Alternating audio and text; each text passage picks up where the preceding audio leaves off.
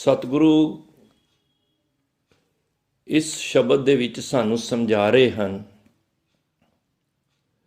ਦੇਖੋ, ਇਸ ਭਾਰਤ ਵਰਸ਼ ਵਿੱਚ ਇਹ ਬਹੁਤ ਵੱਡਾ ਭੁਲੇਖਾ ਇੱਕ ਪਾਇਆ ਹੋਇਆ ਹੈ ਕਿ ਇਸ ਮਾਘੀ ਦੀ ਸੰਗਰਾਂਦ ਵਾਲੇ ਦਿਹਾੜੇ ਜੇ ਕੋਈ ਇਸ਼ਨਾਨ ਕਰ ਲਵੇ, ਜਜ਼ਮਾਨ ਨੂੰ ਪੁੰਨ ਦਾਨ ਕਰ ਦੇਵੇ, ਉਹਦੇ ਸਾਰੇ ਕੀਤੇ ਪਾਪ ਲੈ ਜਾਣਗੇ, ਖਤਮ ਹੋ ਜਾਣਗੇ, ਨਾਸ਼ ਹੋ ਜਾਣਗੇ। ਇਹ ਬੜਾ ਵੱਡਾ ਇੱਕ ਭੁਲੇਖਾ ਪਾਇਆ ਗਿਆ ਹੈ ਔਰ ਇਸ ਨਾਮ ਤੋਂ, ਇਸ ਭਰਮ ਦੇ ਵਿੱਚ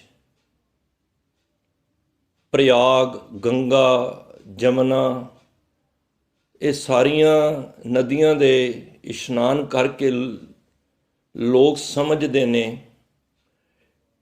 ਕਿ ਅਸੀਂ ਇਹਨਾਂ 'ਤੇ ਅੱਜ ਦੇ ਦਿਨ, ਜਿਸ ਤਰ੍ਹਾਂ ਮਾਘ ਦਾ ਮਹੀਨਾ ਸ਼ੁਰੂ ਹੋਇਆ, ਅਸੀਂ ਇਸ਼ਨਾਨ ਕਰ ਲਈਏ ਤੇ ਸਾਡੇ ਸਾਰੇ ਪਾਪ ਲੈ ਜਾਣਗੇ। ਸਤਿਗੁਰੂ ਗੁਰੂ ਅਰਜਨ ਦੇਵ ਮਹਾਰਾਜ ਇਹ ਸਾਡੇ 'ਤੇ ਤਰਸ ਕੀਤਾ ਹੈ, ਸਾਨੂੰ ਭਰਮਾਂ ਵਿੱਚੋਂ ਕੱਢ ਕੇ ਇਹ ਦੱਸਣਾ ਚਾਹ ਰਹੇ ਹਨ ਸਤਿਗੁਰੂ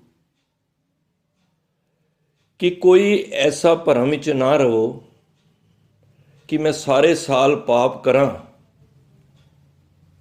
ਤੇ ਇੱਕ ਦਿਨ ਗੰਗਾ 'ਤੇ ਇਸ਼ਨਾਨ ਕਰਕੇ ਮੈਂ ਆਪਣੇ ਪਾਪ ਸਾਰੇ ਮੇਰੇ ਧੋਤੇ ਜਾਣਗੇ, ਭਾਵ ਫਿਰ ਅਸੀਂ ਪਾਪ ਕਰ ਸਕਦੇ ਹਾਂ। ਮੈਂ ਸਵੇਰੇ ਵੀ ਜ਼ਿਕਰ ਕੀਤਾ ਸੀ, ਗੁਰਬਾਣੀ ਦੀ ਪੰਕਤੀ ਹੈ, ਪਾਪ ਕਰਹਿ ਪੰਚਾਂ ਕੇ ਬਸ ਰੇ। ਬੰਦਾ ਪਾਪ ਕਰਦਾ ਹੈ ਕਾਮ, ਕ੍ਰੋਧ, ਲੋਭ, ਮੋਹ, ਹੰਕਾਰ ਦੇ ਵਸ ਵਿੱਚ ਹੋ ਕੇ। ਤੀਰਥ ਨਾਏ ਕਹੇ ਸਭ ਉਤਰੇ। ਉਹ ਜੇ ਸਾਰਾ ਸਾਲ ਪਾਪ ਕਰੇ ਤੇ ਇੱਕ ਮਨੋਤ ਉਹ ਸਮਝਦੇ ਹਨ, ਗੁਰਬਾਣੀ ਦੇ ਹਿਸਾਬ ਨਾਲ ਨਹੀਂ।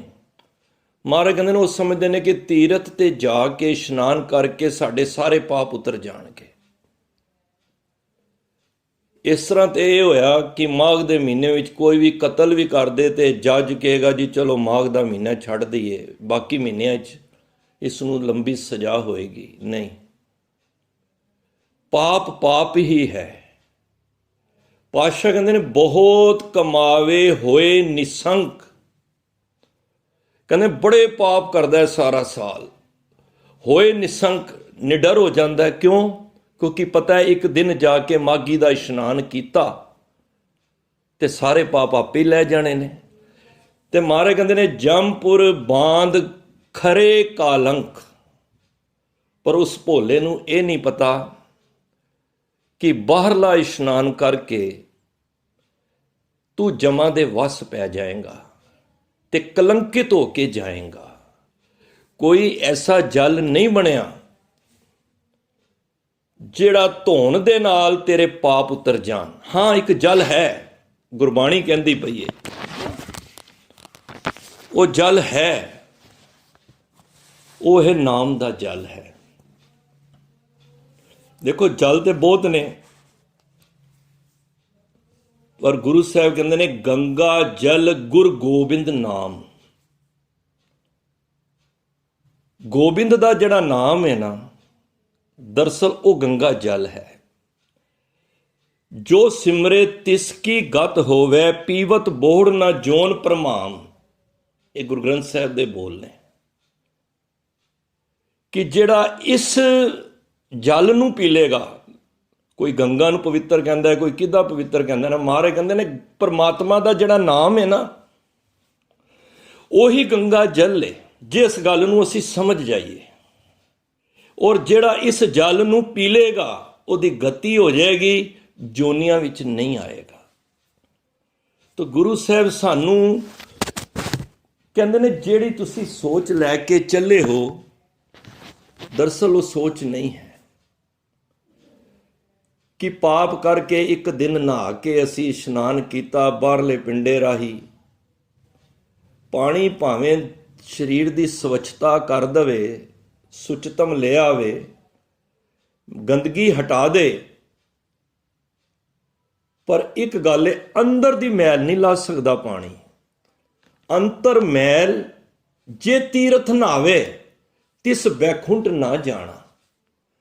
ਕਬੀਰ ਸਾਹਿਬ ਕਹਿੰਦੇ ਨੇ ਅੰਦਰ ਮੈਲ ਹੋਵੇ ਔਰ ਤੀਰਥਾਂ ਤੇ ਨਹਾਵੇ, ਉਸ ਬੈਕੁੰਠ ਦਾ ਉਹਨੂੰ ਪਤਾ ਹੀ ਨਹੀਂ ਹੈ। ਲੋਕ ਪਤੀਨੇ ਕਛੂ ਨਾ ਹੋਵੇ, ਨਾਹੇ ਰਾਮ ਇਹ ਆਣਾ। ਲੋਕਾਂ ਨੂੰ ਤੂੰ ਭਾਵੇਂ ਲੋਕਾਂ ਦੀ ਨਜ਼ਰਾਂ ਵਿੱਚ ਤੂੰ ਹਰ ਮਹੀਨੇ ਸੰਗਰਾਂਦ ਤੇ ਜਾਂ ਹਰ ਪੂਰਨਮਾਸ਼ੀ ਤੇ ਤੂੰ ਇਸ਼ਨਾਨ ਕਰੀ ਜਾ ਰਹੇ ਹੈ, ਲੋਕਾਂ ਨੂੰ ਦੇ ਹਿਸਾਬ ਨਾਲ ਤੂੰ ਬੜਾ ਹੀ ਵਾਹ ਖੱਟ ਰਹੇ ਹੈ। ਲੋਕ ਪਤੀਨੇ ਕਛੂ ਨਾ ਹੋਵੇ, ਨਾਹੇ ਰਾਮ ਇਹ ਆਣਾ। ਹੁਣ ਬੰਦਾ ਤੇ ਰਾਤੀ ਮਾੜੇ ਕੰਮ ਕਰਕੇ ਔਰ ਸਵੇਰੇ ਗੰਗਾ ਦੇ ਇਸ਼ਨਾਨ ਕਰ ਲੇ, ਇਸ ਤਰ੍ਹਾਂ ਕਿਵੇਂ ਹੋ ਸਕਦਾ ਹੈ? तो फिर महाराज कहते हैं कबीर साहब, पूजो राम एक ही देवा, साचा नावण गुरु की सेवा। गुरु की सेवा सच्चा नावण है। जिहड़ा नावण है ना, वो गुरु की सेवा है। तो गुरु साहब अज उन्हें भुलेखियां नूं कड्ढण वास्ते, साडे भरम कड्ढण वास्ते अज कह रहे ने माग मज्जन संग साधुआं। मज्जन हुंदा इशनान। महाराज कहते किहदे नाल इशनान करना है? संग साधुआं, साधु दे नाल, गुरु दे नाल, संगत दे नाल बैठ के। ये जिहड़ा तुसीं कर रहे हो ना, ये दरअसल सही मज्जन है। रामदास सरोवर नहाते, सब उतरे पाप कमाते। राम दा दास उस ਸਰੋਵਰ ਵਿੱਚ ਨਹਾਣਾ ਹੈ, ਸਿਫਤਾਂ ਦੇ ਸਰੋਵਰ ਵਿੱਚ ਨਹਾਣਾ ਹੈ। ਜਦੋਂ ਪਰਮਾਤਮਾ ਦੀ ਤੁਸੀਂ ਸਿਫਤ ਕਰਦੇ ਹੋ ਨਾ, ਉਸ ਵੇਲੇ ਸਮਝੋ ਤੁਸੀਂ ਇਹ ਇਸ਼ਨਾਨ ਕਰ ਰਹੇ ਹੋ। ਬੜੇ ਧਿਆਨ ਨਾਲ ਸੁਣਨਾ ਸਾਧ ਸੰਗਤ। ਮਾਗ ਮਜਨ ਸੰਗ ਸਾਧੂਆਂ, ਸਾਨੂੰ ਕਿਹੜਾ ਇਸ਼ਨਾਨ ਕਿਹਾ? ਕਿੱਥੇ ਜਾਣ ਦੀ ਲੋੜ ਨਹੀਂ। ਤੂੰ ਸੰਗਤ ਵਿੱਚ ਬੈਠ ਕੇ, ਗੁਰੂ ਦੇ ਕੋਲ ਬੈਠ ਕੇ ਜਪੇਂਗਾ ਸਤਨਾਮ ਸ੍ਰੀ ਵਾਹਿਗੁਰੂ, ਇਹ ਤੇਰਾ ਇਸ਼ਨਾਨ ਹੋ ਰਿਹਾ ਹੈ। ਤੈਨੂੰ ਪਤਾ ਨਹੀਂ ਲੱਗ ਰਹੀ, ਪਰ ਤੇਰੇ ਜਿਹੜੇ ਜਨਮਾਂ ਦੀ ਮੈਲ ਹੈ ਨਾ, ਗੁਣ ਗਾਵਤ ਤੇਰੀ ਉਤਰਸ ਮੈਲ, ਬਿਨਸ ਜਾਏ ਹੋਮੈ ਬਿਕ ਫੈਲ। ਤੇ ਮਾਰ ਕਹਿੰਦੇ ਧੂੜੀ ਕਰ ਇਸ਼ਨਾਨ। ਕਿਹੜਾ ਇਸ਼ਨਾਨ ਕਰਨਾ ਹੈ? ਧੂੜੀ ਕਰ ਇਸ਼ਨਾਨ। ਦੇਖੋ, ਇੱਕ ਗੱਲ ਦਾ ਹੋ ਸਕਦਾ ਹੈ ਮੇਰੇ ਕਹਿਣ ਨਾਲ ਕਿਸੇ ਨੂੰ ਹਿਰਦੇ ਵਿੱਚ ਚੋਟ ਵੀ ਲੱਗੇ, ਨਾ ਸਮਝੀ ਕਰਕੇ। ਧੂੜੀ ਦੀ ਅਸੀਂ ਨਾ ਡੈਫੀਨੇਸ਼ਨ ਗਲਤ ਲੈ ਲਈਏ। ਦੇਖੋ, ਇਹ ਕਲੀਅਰ ਹੋ ਰਿਹਾ ਹੈ। ਧੂੜੀ ਕਰ ਇਸ਼ਨਾਨ। ਧੂੜੀ ਨਾਲ ਕਿਵੇਂ ਇਸ਼ਨਾਨ ਹੋ ਸਕਦਾ ਹੈ? ਧੂੜੀ ਕੀ ਹੁੰਦੀ ਹੈ? ਧੂੜ, ਮਿੱਟੀ। ਤੇ ਇਸ਼ਨਾਨ ਹੁੰਦਾ ਹਮੇਸ਼ਾ ਲਿਕੁਇਡ ਦੇ ਨਾਲ। ਪਾਣੀ ਲਿਕੁਇਡ ਹੈ, ਤਰਲ ਪਦਾਰਥ ਹੈ। ਤੇ ਧੂੜੀ, ਮਾਰ ਗਿਆ ਧੂੜੀ ਕਰ ਇਸ਼ਨਾਨ। ਅਸੀਂ ਕੀ ਕੀਤਾ ਲੋਕਾਂ ਨੇ? ਅਸੀਂ ਗੁਰਦੁਆਰਿਓਂ ਨਾ ਜਾ ਕੇ ਉਹ ਚਰਨ ਧੂੜੀ ਲੈ ਕੇ ਨਾ, ਤੇ ਅਸੀਂ ਆਪਣੇ ਕੋਈ ਜਲ ਰਾਈ, ਕੋਈ ਮੂੰਹ ਰਾਈ, ਕਿਸੇ ਤਰ੍ਹਾਂ ਅਸੀਂ ਉਸ ਧੂੜੀ ਨੂੰ ਹੀ ਸਮਝ ਲਿਆ। ਦਰਅਸਲ ਧੂੜੀ ਨਹੀਂ ਹੈ। ਮੈਨੂੰ ਖਿਮਾ ਕਰ ਦੇਣਾ। ਹੁਣ ਬਰਸਾਤਾਂ ਦੇ ਦਿਨ ਚੱਲਦੇ ਪਏ ਨੇ, ਕੋਈ ਕਿੱਚੜ ਦਾ ਲਿਬੜਿਆ ਹੋਇਆ ਜੋੜਾ ਲੈ ਕੇ ਗੁਰੂ ਘਰ ਵਿੱਚ ਆਂਦਾ ਹੈ, ਤੇ ਜੋੜੇ ਦੇ ਥੱਲੋਂ ਉਹਦੀ ਗੰਦਗੀ, ਪਤਾ ਨਹੀਂ ਕਿਹਦਾ ਗੰਦ, ਕਿਹਦੀ ਲੈਟਰਿਨ, ਕੀ ਪੈਰਾਂ ਦੇ ਨਾਲ ਲੱਗ ਕੇ ਆਈ ਹੈ। ਔਰ ਕਈ ਸਾਡੇ ਅਣਜਾਣ ਪੁਣੇ ਵਿੱਚ ਸੇਵਾਦਾਰ ਜਿਹੜੇ ਜੋੜੇ ਘਰ ਵਿੱਚ ਸੇਵਾ ਕਰਦੇ ਨੇ, ਉਹ ਚੁੱਕ ਕੇ ਆਪਣੀ ਦਸਤਾਰ ਨਾਲ ਸੰਗਤਾਂ ਦੇ ਜੋੜੇ ਲਾ ਲੈਂਦੇ। ਨਹੀਂ ਭਾਈ, ਨਹੀਂ। ਮੈਨੂੰ ਖਿਮਾ ਕਰ ਦੇਣਾ। ਇਹ ਦਸਤਾਰ ਹੈ ਨਾ, ਗੁਰੂ ਦੀ ਸ਼ਾਨ ਹੈ। ਇਹਦੇ ਉੱਤੇ ਜੋੜੇ ਨਹੀਂ ਫੱਬਦੇ। ਇਹ ਸਿਰ ਦਾ ਤਾਜ ਹੈ। ਇੱਥੋਂ ਸਿੱਖ ਦੀ ਪਛਾਣ ਹੁੰਦੀ ਹੈ। ਧੂੜੀ ਉਹ ਨਹੀਂ ਜੇ ਜਿਹੜੀ ਅਸੀਂ ਸਮਝ ਰਹੇ ਹਾਂ। ਜੇ ਅਸੀਂ ਉਸ ਧੂੜੀ ਨੂੰ ਰੋਜ਼ ਪੀਏ ਤਾਂ ਮੈਂ ਸਮਝਦਾ ਕਈਆਂ ਨੂੰ ਪੱਥਰੀਆਂ ਵੀ ਹੋ ਜਾਣਗੀਆਂ। ਦਰਅਸਲ ਅਸੀਂ ਕਨਸੈਪਟ ਨੂੰ ਸਮਝ ਨਹੀਂ ਪਾਏ। ਜੇ ਕਿਸੇ ਮਹਾਂਪੁਰਖਾਂ ਦੀ ਧੂੜੀ ਤੋਂ ਭਾਵ, ਧੂੜੀ ਕੀ ਹੈ? ਧੂੜੀ ਹੈ ਇੱਕ ਪ੍ਰਤੀਕ। ਹੁਣ ਮੈਂ ਹੋਰ ਸੌਖਾ ਸਮਝਣ ਵਾਸਤੇ ਮੈਂ ਅੱਜ ਸੋਚ ਰਿਹਾ ਸੀ, ਮੈਂ ਕਿਹਾ ਇੱਕ ਧੂੜੀ ਨੂੰ ਕਿਸ ਤਰ੍ਹਾਂ ਸੌਖਾ ਸਮਝਿਆ ਜਾਏ। ਇਹ ਧੂੜੀ ਇੱਕ ਪ੍ਰਤੀਕ ਹੈ। ਜਿਸ ਤਰ੍ਹਾਂ ਕਿਸੇ ਦਾ ਆਸਰਾ ਲੈਣਾ ਹੁੰਦਾ ਨਾ, ਉਸ ਅੱਖਰ ਨੂੰ ਯੂਜ਼ ਕੀਤਾ ਜਾਂਦਾ ਗੁਰਬਾਣੀ ਵਿੱਚ। ਕਿਵੇਂ? ਉਦਾਹਰਨ ਦੇ ਤੌਰ ਤੇ ਤੁਸੀਂ ਗੱਡੀ ਤੇ ਜਾਏ ਦਿੱਲੀ ਤੋਂ ਜੈਪੁਰ ਸਪੋਜ਼, ਜਾਂ ਅੰਮ੍ਰਿਤਸਰ ਜਾਓ, ਰਸਤੇ ਵਿੱਚ ਮਾਈਲ ਸਟੋਨ ਲੱਗੇ ਹੁੰਦੇ ਨੇ, ਪੱਥਰ ਲੱਗੇ ਹੁੰਦੇ ਨੇ ਨਾ, ਬਈ ਜੈਪੁਰ ਜਾ ਰਹੀ ਹੈ ਰੋਡ, ਇੱਕ ਐਰੋ ਬਣਿਆ ਹੁੰਦਾ ਹੈ, ਧਿਆਨ ਨਾਲ ਸੁਣਨਾ। ਉਹ ਸਾਨੂੰ ਇੰਡੀਕੇਸ਼ਨ ਦਿੰਦਾ ਹੈ ਕਿ ਇੱਧਰ ਜੈਪੁਰ ਜਾਣਾ ਹੈ, ਅਸੀਂ ਚੱਲ ਪੈਂਦੇ ਹਾਂ। ਹੁਣ ਉੱਥੇ ਐਰੋ ਬਣਿਆ, ਤੀਰ ਬਣਿਆ ਹੋਇਆ, ਤੀਰ। ਹੁਣ ਕੋਈ ਬੰਦਾ ਸੋਚੇ ਮੈਂ ਤੀਰ ਨੂੰ, ਬਈ ਤੀਰ ਹੱਥ 'ਚ ਫੜ ਕੇ ਉੱਧਰ ਜਾਣਾ ਹੈ, ਨਹੀਂ। ਤੀਰ ਇੱਕ ਪ੍ਰਤੀਕ ਹੈ। ਤੀਰ ਇੱਕ ਪ੍ਰਤੀਕ ਹੈ ਜਿਹੜਾ ਦੱਸ ਰਿਹਾ ਹੈ ਸਾਨੂੰ ਕਿ ਇਹ ਰਸਤਾ, ਇਹ ਮੰਜ਼ਿਲ ਜੈਪੁਰ ਨੂੰ, ਅੰਮ੍ਰਿਤਸਰ ਨੂੰ ਜਾ ਰਹੀ ਹੈ। ਧੂੜੀ ਇੱਕ ਪ੍ਰਤੀਕ ਹੈ। ਧੂੜੀ ਕਿੱਥੇ ਹੁੰਦੀ ਹੈ? ਚਰਨਾਂ ਦੇ ਵਿੱਚ। ਭਾਵ ਕਿ ਨਿਮਰਤਾ, ਇੱਥੇ ਭਾਵ ਨਿਮਰਤਾ ਲਾਂਗੇ। ਸਭ ਕੀ ਰੇਨ ਹੋਏ ਮਨ ਮੇਰਾ, ਬਈ ਸਾਰਿਆਂ ਦੀ ਮੈਂ ਚਰਨ ਧੂੜੀ ਕਿਵੇਂ ਬਣ ਸਕਣਾ? ਭਾਵ ਕਿ ਸਾਰਿਆਂ ਦੇ ਪ੍ਰਤੀ ਮੈਂ ਆਪਣੇ ਆਪ ਨੂੰ ਨੀਵਾਂ ਲੈ ਜਾ। ਇਸ਼ਨਾਨ ਕਿਹਦਾ ਕਰਨਾ? ਨਿਮਰਤਾ ਦਾ, ਧੂੜੀ ਦਾ। ਧੂੜੀ, ਹੁਣ ਜੇ ਧੂੜੀ ਲੈ ਕੇ ਆਉਂਦੇ ਹੋ ਗੁਰਦੁਆਰੇ ਸਾਹਿਬ ਤੋਂ, ਉਸ ਧੂੜੀ ਨਾਲ ਇਸ਼ਨਾਨ ਹੋ ਸਕਦਾ ਹੈ? ਨਹੀਂ। ਗੁਰੂ ਸਾਹਿਬ ਸਾਨੂੰ ਇੱਥੇ ਇਹ ਸਮਝਾਉਣਾ ਚਾਹ ਰਹੇ ਨੇ ਕਿ ਜਿਸ ਧੂੜੀ ਦੀ ਗੱਲ ਹੋ ਰਹੀ ਹੈ, ਧੂੜੀ ਹੈ, ਧੂੜ ਹੈ, ਉਹ ਵੇ ਨਿਮਰਤਾ। ਗੁਰਸਿੱਖਾਂ ਕੀ ਹਰ ਧੂੜ ਦੇ ਹਮ ਪਾਪੀ ਪੀ ਗਤ ਪਾਏ। ਹੁਣ ਮਹਾਂਪੁਰਖ ਗੁਰਸਿੱਖ ਜਿਹੜੇ ਚਲੇ ਗਏ ਨੇ, ਉਹਨਾਂ ਦੀ ਮੈਨੂੰ ਧੂੜੀ ਚਾਹੀਦੀ ਹੋਗੀ, ਮੈਂ ਕਿਵੇਂ ਲਵਾਂਗਾ? ਛੇ ਰੂਪੀ ਚ ਹੈ ਨਹੀਂ। ਦਰਅਸਲ ਉਹ ਪ੍ਰਤੀਕ ਹੈ। ਉਹ ਦੱਸ ਰਹੇ ਨੇ ਕਿ ਉਹਨਾਂ ਦੀ ਧੂੜੀ ਭਾਵ ਉਹਨਾਂ ਦੇ ਕੀਤੇ ਹੋਏ ਬਚਨ, ਉਹਨਾਂ ਦੇ ਦੱਸੇ ਹੋਏ ਉਪਦੇਸ਼, ਉਹਨਾਂ ਦੀ ਦਸੀਆਂ ਹੋਈਆਂ ਸਿੱਖਿਆ, ਉਹ ਧੂੜੀ ਹੈ। ਧੂੜੀ ਇੱਕ ਖਾਲੀ ਪ੍ਰਤੀਕ ਵਾਸਤੇ ਮਹਾਰਾਜ ਨੇ ਅੱਖਰ ਯੂਜ਼ ਕੀਤਾ ਹੈ। ਇਸ਼ਨਾਨ ਕਰਨਾ ਧੂੜ ਦਾ ਭਾਵ ਕਿ ਨਿਮਰਤਾ ਦਾ। ਤਾਂ ਮਹਾਰਾਜ ਕਹਿੰਦੇ ਨੇ ਹਰ ਕਾ ਨਾਮ ਧਿਆਏ ਸੁਣ। ਹੁਣ ਦੇਖੋ ਆ ਗਈ ਗੱਲ, ਕਲੀਅਰ ਹੋ ਗਈ। ਜੇ ਧੂੜੀ ਦੀ ਗੱਲ ਹੁੰਦੀ ਤੇ ਗੁਰੂ ਸਾਹਿਬ ਸਾਨੂੰ ਦੱਸਦੇ ਵੀ ਮਿੱਟੀ, ਦੇਖੋ ਘੱਟਾ ਪਵਾਨ ਮਿੱਟੀ, ਦੇਖੋ ਜਿੱਥੇ ਮਿੱਟੀ ਦੀ ਗੱਲ ਸੀ ਸਵੇਰੇ ਅਸੀਂ ਵਿਚਾਰ ਕੀਤੇ, ਜਿੱਥੇ ਮਿੱਟੀ ਦੀ ਗੱਲ ਹੈ ਉੱਥੇ ਪਾਣੀ ਦਾ ਅੱਖਰ ਯੂਜ਼ ਕੀਤਾ ਹੈ। ਭਰੀਏ ਹੱਥ ਪੈਰ ਤਨ ਦੇ ਪਾਣੀ ਧੋਤੇ ਉਤਰਸ ਖੇ। ਆ ਗਈ ਨਾ ਧੂੜੀ। ਜੇ ਖੇ ਲੱਗੀ ਹੈ ਤੇ ਉਹਦੇ ਵਾਸਤੇ ਸਾਨੂੰ ਪਾਣੀ ਨਾਲ ਯੂਜ਼ ਹੋਏਗਾ। ਤੇ ਜੇ ਮਿੱਟੀ ਧੂੜੀ ਦੀ ਗੱਲ ਹੈ, ਉਹ ਧੂੜੀ ਹੈ ਨਿਮਰਤਾ ਦੀ, ਤੇ ਉਹ ਇਸ਼ਨਾਨ ਕਰਨਾ ਹੈ ਅਸੀਂ। ਮਹਾਰਾਜ ਹੁਣ ਇਸ਼ਨਾਨ ਦੱਸ ਰਹੇ ਨੇ ਕਿਹੜਾ ਕਰਨਾ ਹੈ। ਹਰ ਕਾ ਨਾਮ ਧਿਆਏ ਸੁਣ। ਉਸ ਹਰੀ ਦੇ ਨਾਮ ਨੂੰ ਤੂੰ ਬੈਠ ਕੇ ਉਸ ਨੂੰ ਸਿਮਰ। ਸਭਨਾਂ ਨੂੰ ਕਰ ਦਾਨ। ਉਹ ਵਾਲਾ ਨਾਮ ਜਿਹੜਾ ਫਿਰ ਤੂੰ ਸਾਰਿਆਂ ਨੂੰ ਦਾਨ ਕਰ। ਸਭ ਤੋਂ ਵੱਡਾ ਦਾਨ ਹੈ। ਕੋਈ ਮਾਇਆ ਦਾ ਦਾਨ ਕਰਦਾ ਹੈ, ਕੋਈ ਗਊ ਦਾਨ ਕਰਦਾ ਹੈ, ਕੋਈ ਕੱਪੜੇ ਦਾਨ ਕਰਦਾ ਹੈ, ਪਰ ਗੁਰਸਿੱਖੀ ਪਤਾ ਕਿਹੜੀ ਦਾਨ?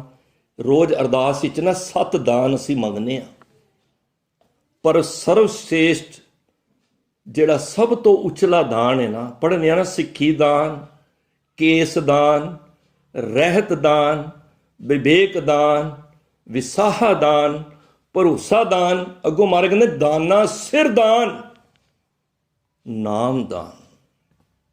ਸਭ ਤੋਂ ਵੱਡਾ ਦਾਨ ਹੈ ਨਾ ਜਿਹੜਾ ਗੁਰੂ ਦੇ ਪਿਆਰਿਓ, ਉਹ ਜੇ ਨਾਮ ਦਾ ਦਾਨ। ਦੁਨੀਆ ਵਿੱਚ ਦਾਨ ਜਿਹੜੇ ਦਿੰਦੇ ਹੋ ਨਾ, ਪੁੰਨ ਦਾਨ, ਮਹਾਰਾਜ ਕਹਿੰਦੇ ਨੇ ਜਿਹੜੇ ਅਸੀਂ ਇਹ ਪੁੰਨ ਦਾਨ ਕਰਨੇ ਆ ਨਾ, ਪੁੰਨ ਦਾਨ ਜੋ ਬੀਜਦੇ ਸਭ ਧਰਮ ਰਾਏ ਕੇ ਜਾਈ। ਉਹ ਤੇ ਰਸਤੇ ਵਿੱਚ ਹੀ ਧਰਮ ਰਾਜ ਨੇ ਖੋਲ ਲੈਣਾ ਹੈ। ਪਰ ਸਭ ਤੋਂ ਵੱਡਾ ਦਾਨ ਹੈ ਉਹ ਵੇ ਨਾਮ ਦਾ ਦਾਨ, ਜਿਹਨੂੰ ਸਰਵਸ਼੍ਰੇਸ਼ਠ ਦਾਨ ਕਿਹਾ ਹੈ। ਬੜੀ ਖੁਸ਼ੀ ਹੁੰਦੀ ਹੈ ਕੋਈ ਮੇਰੀ ਵੀਰ ਭੈਣ ਜਿਹਨੂੰ ਗੁਰੂ ਸਾਹਿਬ ਨੇ ਕਿਰਪਾ ਕੀਤੀ ਹੈ, ਉਹ ਸਮਾਂ ਕੱਢ ਕੇ ਬੜੀ ਨਿਸ਼ਕਾਮ ਭਾਵਨਾ ਦੇ ਨਾਲ ਕਿਸੇ ਨੂੰ ਜਾ ਕੇ ਇੱਕ ਸ਼ਬਦ ਸਿਖਾਉਂਦੀਆਂ ਨੇ। ਕਈ ਸਮਾਂ ਕੱਢ ਕੇ ਆਪਣੇ ਕਾਰੋਬਾਰ ਨੇ, ਪਰ ਸਮਾਂ ਕੱਢ ਕੇ ਗੁਰਬਾਣੀ ਦੀ ਤਹਿ ਤੱਕ ਜਾ ਕੇ ਆਪ ਵੀ ਉਸ ਨੂੰ ਵਿਚਾਰਦੇ ਨੇ, ਤੇ ਫਿਰ ਆਪ ਉਹ ਸੰਦੇਸ਼ ਗੁਰੂ ਤੇ ਸੰਗਤਾਂ ਤੱਕ ਭੇਜਦੇ ਨੇ। ਉਹ ਦਾਨ ਹੈ। ਉਹ ਕਹਿੰਦੇ ਨੇ ਗੁਰੂ ਨਾਨਕ ਦੀ ਫੁਲਵਾੜੀ ਵਿੱਚ ਇਹ ਵਿਚਾਰ ਪੂਰੀ ਹੱਦ ਤੱਕ ਪਹੁੰਚਣੇ ਚਾਹੀਦੇ ਨੇ। ਦੇਖੋ ਭਾਈ ਗੁਰਦਾਸ ਜੀ ਪਤਾ ਹੀ ਕਹਿੰਦੇ ਨੇ, ਅਗਰ ਕਿਸੇ ਟੁੱਟੇ ਨੂੰ ਗੁਰੂ ਨਾਨਕ ਦੇ ਨਾਲ ਜੋੜ ਦੋਗੇ ਨਾ, ਪਤਾ ਕਿੰਨਾ ਫਲ ਹੈ। ਸਾਤ ਮੰਦਰ ਕੰਚਨ ਕੇ ਉਸਾਰ ਦੀਨੇ, ਤੈਸਾ ਪੁਨ ਇੱਕ ਸਿੱਖ ਕੋ ਸ਼ਬਦ ਸਿਖਾਏਗਾ। ਕੋਈ 7 ਮੰਦਰ ਸੋਨੇ ਦੇ ਬਣਾ ਕੇ,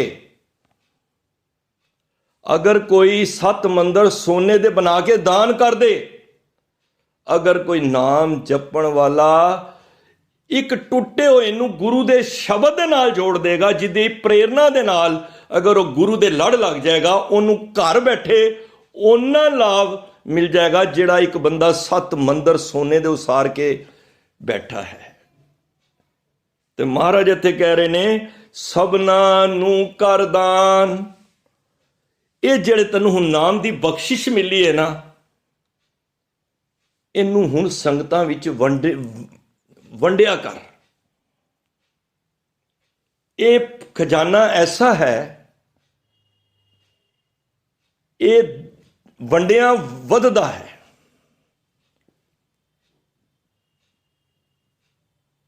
ਕਿਉਂ? ਕਿਉਂਕਿ ਰਤਨ ਲਾਲ ਜਾਕਾ ਕਛੂ ਨਾ ਮੋਲ, ਭਰੇ ਭੰਡਾਰ ਅਖੁੱਟ ਅਤੋਲ, ਖਾਵੇਂ ਖਰਚੈ ਰਲ ਮਿਲ ਭਾਈ, ਟੋਟ ਨਾ ਆਵੇ ਵਧਦੋ ਜਾਏ। ਇਹ ਵਧਣਾ ਹੀ ਹੈ। ਇਹ ਦਾਨ ਐਸਾ ਹੈ, ਦੁਨੀਆ ਦੇ ਦਾਨ ਦੋਗੇ ਨਾ, ਮਾਇਆ ਦੋਗੇ, ਤੁਹਾਡੇ ਦਾਨ ਵਿੱਚੋਂ ਮਾਇਆ ਵਿੱਚੋਂ ਕੱਟੇ ਗਈ। ਪਰ ਜਦੋਂ ਗੁਰੂ ਦਾ ਇਹ ਦਾਨ, ਜਦੋਂ ਤੁਸੀਂ ਜਿਹੜੀ ਤੁਹਾਨੂੰ ਬਖਸ਼ਿਸ਼ ਹੈ, ਅਗਰ ਤੁਸੀਂ ਵੰਡੋਗੇ ਨਾ, ਤੇ ਤੁਹਾਡੇ ਖਜ਼ਾਨੇ ਵਿੱਚ ਵੀ ਵਾਧਾ ਹੋਏਗਾ। ਮਹਾਰਾਜ ਇੱਕ ਜਗ੍ਹਾ ਕਹਿੰਦੇ, ਹਰ ਤਨ ਅੰਮ੍ਰਿਤ ਵੇਲੇ ਵੱਤੇ ਕਾ ਬੀਜਿਆ। ਹੁਣ ਜਿਹੜਾ ਅੰਮ੍ਰਿਤ ਵੇਲੇ ਜਾਗ ਕੇ ਇਹ ਬੀਜ ਨੂੰ ਬੀਜਦਾ ਹੈ, ਹਰ ਧਨ ਅੰਮ੍ਰਿਤ ਵੇਲੇ ਵੱਤੇ ਕਾ ਬੀਜਿਆ, ਭਗਤ ਖਾਏ ਖਰਚ ਰਹੇ ਨਿਖੁੱਟੇ ਨਾਹੀ। ਇਹ ਧਨ ਅਖੁੱਟ ਨਾ ਨਿਖੁੱਟੇ ਨਾ ਜਾਏ। ਇਹ ਧਨ ਹੀ ਐਸਾ ਹੈ, ਇਹ ਦਾਨ ਦਿੰਦਿਆਂ ਵੱਧਦਾ ਹੈ। ਦੁਨੀਆ ਦੇ ਦਾਨ ਦਿੰਦੇ ਕੱਟਦੀ ਏ ਮਾਇਆ, ਪਰ ਇਹ ਦਾਨ ਐਸਾ ਹੈ ਜਿਹੜਾ ਵੀ ਦੇਗਾ, ਤਾਂ ਹੀ ਮਹਾਰਾਜ ਨੇ ਕਿਹਾ ਵੰਡ ਕੇ ਛਕੋ। ਇਹਦਾ ਭਾਵ ਕੀ ਹੈ? ਜਦੋਂ ਤੁਸੀਂ ਕਿਰਤ ਕਰੋਗੇ, ਨਾਮ ਜਪੋਗੇ ਨਾ, ਤੁਹਾਡੀ ਬਿਰਤੀ ਵੰਡ ਕੇ ਛਕਣ ਦੀ ਹੋਏਗੀ। ਮਤ ਹੁੰਦੀ ਹੋਏ ਇਆਣਾ, ਤਾਣ ਹੁੰਦੇ ਹੋਏ ਨਿਤਾਣਾ, ਅਣ ਹੁੰਦੇ ਆਪ ਵੰਡਾਏ, ਕੋ ਐਸਾ ਭਗਤ ਸਦਾਏ। ਐਸਾ ਦਾਨ ਦੇ, ਜਿਹੜਾ ਦਾਨ ਤੇਰੇ ਇਸ ਖਾਤੇ ਵਿੱਚ ਵੀ ਵਾਧਾ ਹੋਏਗਾ, ਔਰ ਜਿਹੜਾ ਸੁਣੇਗਾ ਉਹਨੂੰ ਵੀ ਲਾਭ ਹੀ ਪ੍ਰਾਪਤ ਹੋਏਗਾ। ਕਿਉਂਕਿ ਇਹ ਘਾਟੇ ਦਾ ਸੌਦਾ ਨਹੀਂ ਹੈ, ਇੱਥੇ ਲਾਭ ਹੀ ਲਾਭ ਹੈ। ਤਾਂ ਗੁਰੂ ਸਾਹਿਬ ਕਹਿੰਦੇ ਨੇ, ਹਰ ਕਾ ਨਾਮ ਧਿਆਏ ਸੁਣ। ਦੇਖੋ, ਸਾਨੂੰ ਕਿਸੇ ਪਰਟੀਕੂਲਰ ਤੀਰਥ ਇਸ਼ਨਾਨ ਦੇ ਨਾਲ ਜੋੜਨ ਦਾ ਗੁਰੂ ਸਾਹਿਬ ਸਾਨੂੰ ਨਹੀਂ ਕਹਿ ਰਹੇ। ਗੁਰੂ ਸਾਹਿਬ ਇਸ਼ਨਾਨ, ਉਹਨੇ ਸਾਰਾ ਇਸ਼ਨਾਨ ਦੀ ਗੱਲ ਹੋ ਰਹੀ ਹੈ। ਹਰ ਕਾ ਨਾਮ ਧਿਆਏ ਸੁਣ, ਇਹ ਇਸ਼ਨਾਨ ਚੱਲ ਰਿਹਾ। ਸਭਨਾ ਨੂੰ ਕਰ ਦਾਨ। ਕੀ ਹੋਏਗਾ ਮਹਾਰਾਜ ਜੇ ਮੈਂ ਦਾਨ ਕਰਾਂਗਾ? ਜੇ ਮੈਨੂੰ ਤੁਸੀਂ ਬਖਸ਼ਿਸ਼ ਕੀਤੀ ਹੈ, ਮੈਂ ਬਖਸ਼ਿਸ਼ ਸੰਗਤਾਂ ਵਿੱਚ ਵੰਡਾਂਗਾ, ਤੇ ਮੈਨੂੰ ਕੀ ਪ੍ਰਾਪਤ ਹੋਏਗਾ? ਜਨਮ ਕਰਮ ਮਲ ਉਤਰੈ, ਮਨ ਤੇ ਜਾਏ ਗੁਮਾਨ। ਵਾਹ, ਮਹਾਰਾਜ ਕਹਿੰਦੇ ਜਦੋਂ ਤੂੰ ਇਹ ਕਰੇਂਗਾ ਨਾ, ਤੇਰਾ ਜਨਮਾਂ ਦੀ ਜਿਹੜੀ ਮੈਲ ਲੱਗੀ ਹੈ ਨਾ, ਇਹ ਉਤਰ ਜਾਏਗੀ। ਹਲਤ ਸੁਖ ਪਲਤ ਸੁਖ, ਨਿਤ ਸੁਖ ਸਿਮਰਨੋ, ਨਾਮ ਗੋਬਿੰਦ ਕਾ ਸਦਾ ਲੀਜੈ। ਮਿਟੇ ਕਮਾਨੇ ਪਾਪ ਚਿਰਾਨੇ, ਸਾਧ ਸੰਗਤ ਮਿਲ ਮੂਹਾ ਜੀਜੈ। ਤੇਰੇ ਕਮਾਏ ਹੋਏ ਚਿਰਾਂ ਦੇ ਪਾਪ ਜਿਹੜੇ ਤੂੰ ਆਪਣੇ ਹੱਥੀਂ ਕਮਾਏ ਹੋਏ ਨੇ, ਜਦੋਂ ਤੂੰ ਇਹ ਵਾਲੀ ਪੋਜੀਸ਼ਨ ਵਿੱਚ ਧਿਆਏ ਸੁਣ ਕੇ ਦਾਨ ਕਰਨ ਦੀ ਅਵਸਥਾ ਵਿੱਚ ਆ ਜਾਏਗਾ ਨਾ, ਤੇਰੇ ਜਿਹੜੇ ਜਨਮਾਂ ਦੀ ਮੈਲ ਲੱਗੀ ਹੈ ਨਾ, ਇਸ ਜਨਮ ਕੋ ਇਹ ਜਨਮਾਂ ਨੂੰ, ਜਿਹੜੀ ਇਸ ਸਰੀਰ ਨੂੰ ਜਨਮਾਂ ਦੀ ਮੈਲ ਲੱਗੀ ਹੈ, ਜਨਮ ਜਨਮ ਕੀ ਇਸ ਮਨ ਕੋ ਮਲ ਲਾਗੀ, ਕਾਲਾ ਹੁਆ ਸਾ ਖੰਨਨੀ ਧੋਤੀ ਉਜਲੀ ਨਾ ਹੋਵੀ, ਜੇ ਸੋ ਧੋਵਨ ਪਾ।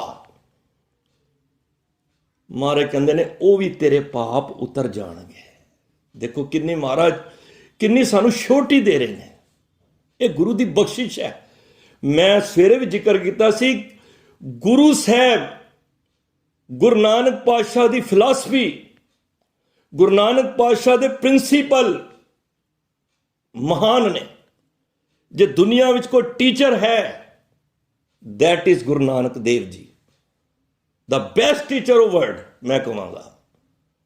ਜੋ ਇੱਕ ਬੱਚੇ ਨੂੰ ਵੀ, ਜਿਹਨੂੰ ਸਧਾਰਨ ਬੱਚਾ, ਜਿਹਨੂੰ ਅਕਲ ਵੀ ਕੰਮ ਨਹੀਂ ਕਰ ਰਹੀ, ਗੁਰੂ ਨਾਨਕ ਦੀ ਬਾਣੀ ਅਗਰ ਸੁਣ ਲੇਗਾ, ਉਸ ਬੱਚੇ ਨੂੰ ਵੀ ਸਮਝ ਆ ਜਾਏਗੀ ਕਿ ਗੁਰੂ ਨਾਨਕ ਵਰਗਾ ਟੀਚਰ ਕੋਈ ਨਹੀਂ ਹੋ ਸਕਦਾ। ਦੁਨੀਆ ਵਿੱਚ ਹਜ਼ਾਰਾਂ ਟੀਚਰ, ਲੱਖਾਂ ਮਿਲਣਗੇ, ਪਰ ਗੁਰੂ ਨਾਨਕ ਵਰਗਾ ਟੀਚਰ ਨਹੀਂ ਮਿਲੇਗਾ। ਭਾਵੇਂ ਬਗਦਾਦ ਦੀ ਧਰਤੀ ਹੋਵੇ, ਭਾਵੇਂ ਸੁਮੇਰ ਪਰਬਤ ਹੋਵੇ, ਤੇ ਭਾਵੇਂ ਹਰਦੁਆਰ ਦੇ ਵਿੱਚ ਹੋਵੇ, ਮਹਾਰਾਜ ਨੇ ਉਹਨਾਂ ਦੇ ਘਰਾਂ ਵਿੱਚ ਜਾ ਕੇ ਉਹਨਾਂ ਦੀ ਭਾਸ਼ਾ ਦੇ ਵਿੱਚ ਹੀ ਉਹਨਾਂ ਨੂੰ ਨਵੇਕਲੇ ਢੰਗ ਨਾਲ ਸਮਝਾ ਕੇ ਦੱਸ ਦਿੱਤਾ ਕਿ ਦੁਨੀਆ ਦੇ ਲੋਕੋ, ਇਹ ਭਰਮ ਛੱਡੋ,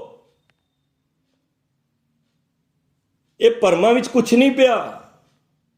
ਉਸ ਪਰਮਾਤਮਾ ਦਾ ਨਾਮ ਸੁਣੋ, ਇਹ ਸੱਚਾ ਇਸ਼ਨਾਨ ਹੈ। ਤੀਰਥ ਨਾਵਣ ਜਾਓ, ਤੀਰਥ ਨਾਮ ਹੈ। ਐਵੇਂ ਪਿੰਡੇ ਧੋ ਧੋ ਕੇ ਹੀ ਨਾ ਸੋਚੋ ਕਿ ਅਸੀਂ ਤਰ ਰਹੇ ਹਾਂ। ਸੁੱਚੇ ਨਾ ਆਖੀਏ ਬਹਿਣ ਜੇ ਪਿੰਡਾ ਧੋਏ, ਸੁੱਚੇ ਸਹੀ ਨਾਨਕਾ ਜਿਨ ਮਨ ਵਸਿਆ ਸੋਏ। ਬਾਹਰੋਂ ਪਿੰਡੇ ਧੋਣ ਨਾਲ ਮਨ ਦੀ ਮੈਲ ਨਹੀਂ ਉਤਰਨੀ। ਜਿਸ ਗੁਰਮੁਖ ਪਿਆਰਿਓ, ਗੁਰੂ ਸਾਹਿਬ ਇਹੀ ਸੰਦੇਸ਼ ਦੇ ਰਹੇ ਨੇ, ਕਾਮ ਕ੍ਰੋਧ ਨਾ ਮੋਹੀਐ, ਬਿਨਸੈ ਲੋਭ ਸੁਆਨ। ਜਦੋਂ ਮੈਂ ਸਤ ਸੰਗਤ ਦੇ ਵਿੱਚ ਆ ਕੇ ਸਿਫਤਾਂ ਦਾ ਇਸ਼ਨਾਨ ਕੀਤਾ, ਸੰਗਤਾਂ ਦੀ ਚਰਨ ਧੂੜੀ ਲਈ ਮੈਂ ਨਿਮਾਣਾ ਬਣ ਗਿਆ, ਮੇਰੇ ਅੰਦਰੋਂ ਕਾਮ ਵਾਸਨਾ ਕ੍ਰੋਧ ਆਪੇ ਭੱਜ ਗਏ। ਕਾਮ ਕ੍ਰੋਧ ਨਾ ਮੋਹੀਐ, ਹੁਣ ਨਹੀਂ ਮੈਨੂੰ ਮੋਹ ਰਹੇ। ਬਿਨਸੈ ਲੋਭ ਸੁਆਨ, ਉਹ ਕੁੱਤਾ, ਲੋਭ ਵਰਗਾ ਕੁੱਤਾ ਜਿਹੜਾ ਮੈਨੂੰ ਦਿਨ ਰਾਤ ਤੰਗ ਕਰਦਾ ਸੀ, ਮੇਰੀ ਲੋਭ ਬਿਰਤੀ ਸੀ, ਇਹ ਵੀ ਆ ਜਾਏ, ਇਹ ਵੀ ਆ ਜਾਏ। ਕਿਉਂਕਿ ਕੁੱਤਾ ਜਿਹੜਾ ਹੁੰਦਾ ਨਾ, ਅਕਸਰ ਉਹਦੀ ਲਾਰ ਟਪਕਦੀ ਹੁੰਦੀ ਹੈ, ਜੀਭ ਉਹਦੀ ਬਾਹਰ ਨਿਕਲਦੀ ਹੁੰਦੀ ਹੈ। ਉਹਦਾ ਭਾਵ ਇਹ ਵੇ ਕਿ ਉਹ ਲੋਭੀ ਹੈ, ਉਹ ਹਮੇਸ਼ਾ ਹੀ, ਭਾਵੇਂ ਉਹਦਾ ਪੇਟ ਭਰਿਆ ਹੋਵੇ, ਪਰ ਕੁੱਤਾ ਕਦੀ ਖਾਲੀ ਵੇਖੋ ਜੀਭ ਬਾਹਰ ਕੱਢ ਕੇ ਹੋਏਗਾ, ਉਹਦੀ ਲਾਰ ਟਪਕਦੀ ਰਹੇਗੀ। ਇਹੀ ਬਿਰਤੀ ਲੋਭੀ ਬੰਦਿਆਂ ਦੀ ਹੁੰਦੀ ਹੈ। ਮਹਾਰਾਜ ਨੇ ਉਹਨੂੰ ਸੁਆਨ ਕਿਹਾ, ਲੋਭੀ ਕਾ ਵਿਸਾ ਨਾ ਕੀਜੇ, ਜੇ ਕਾ ਪਾਰ ਵਸਾਏ। ਕਹਿੰਦੇ ਜਿੱਥੋਂ ਤੱਕ ਹੋ ਸਕਦਾ ਹੈ, ਇੱਕ ਲੋਭੀ ਬੰਦੇ ਤੇ ਕਦੀ ਵਿਸ਼ਵਾਸ ਨਾ ਕਰਨਾ। ਉਹ ਲੋਭ ਦੇ ਵਸ ਵਿੱਚ ਆ ਕੇ ਉਹ ਹਰ ਕਰਮ ਕਰ ਜਾਂਦਾ ਹੈ ਜਿਹੜਾ ਉਹਨੂੰ ਨਹੀਂ ਵੀ ਕਰਨਾ ਹੋਏਗਾ। ਉਹ ਆਪਣੇ ਧਰਮ ਤੋਂ ਡੋਲ ਜਾਂਦਾ ਹੈ। ਅੱਜ ਕੋਈ ਹੁਕਮਰਾਨ ਅਗਰ ਤਖਤ ਤੇ ਕੋਈ ਬੈਠਦਾ ਹੈ, ਉਹਦਾ ਧਰਮ ਕੀ ਹੈ? ਮੈਨੂੰ ਦੱਸੋ। ਉਹਦਾ ਧਰਮ ਹੈ ਕਿ ਜਿਹੜੀ ਜਨਤਾ ਹੈ, ਜਿਹੜੀ ਪਬਲਿਕ ਹੈ, ਉਹਦੇ ਦੁੱਖ ਦਰਦ ਸਮਝੇ। ਤੇ ਉਹ ਜੇ ਮਾਲਾ ਲੈ ਕੇ ਜਪ ਰਿਹਾ ਹੈ, ਤੀਰਥਾਂ ਤੇ ਜਾ ਕੇ ਇਸ਼ਨਾਨ ਉਹ ਕਰ ਰਿਹਾ ਹੈ, ਉਸ ਧਰਮੀ ਬੰਦੇ ਦਾ, ਉਸ ਹੁਕਮਰਾਨ ਦਾ ਕੀ ਫਾਇਦਾ? ਮੈਨੂੰ ਦੱਸੋ। ਤਾਂ ਗੁਰੂ ਸਾਹਿਬ ਕਹਿ ਰਹੇ ਨੇ, ਜਦੋਂ ਤੁਸੀਂ ਸਤ ਸੰਗਤ ਵਿੱਚ ਆ ਕੇ ਸਿਫਤਾਂ ਦੇ ਇਸ਼ਨਾਨ ਵਿੱਚ ਜੁੜੋਗੇ, ਇਹ ਇਸ਼ਨਾਨ ਕਰੋਗੇ, ਅੰਦਰੋਂ ਲੋਭ ਰੂਪੀ ਕੁੱਤਾ ਆਪੇ ਹੀ ਬਾਹਰ ਆ ਜਾਏਗਾ। ਇਹ ਤੰਗ ਵੀ ਬੜਾ ਕਰਦਾ ਹੈ। ਇੱਕ ਸਵਾਨ ਦੋਏ ਸਵਾਨੀ ਨਾਲ ਭਲਕੇ ਭੌਂਕੇ ਸਦ ਬਹਾਰ। ਇਹ ਸਵੇਰੇ ਹੀ ਤ੍ਰਿਸ਼ਨਾ, ਇਹ ਦੋ ਕੁੱਤੀਆਂ ਅੰਦਰ ਨਾ ਸਵੇਰੇ ਤੋਂ ਹੀ ਭੌਂਕਣੀਆਂ ਸ਼ੁਰੂ ਕਰ ਦਿੰਦੀਆਂ ਨੇ। ਗੁਰੂ ਨਾਨਕ ਪਾਤਸ਼ਾਹ ਕਹਿੰਦੇ ਨੇ,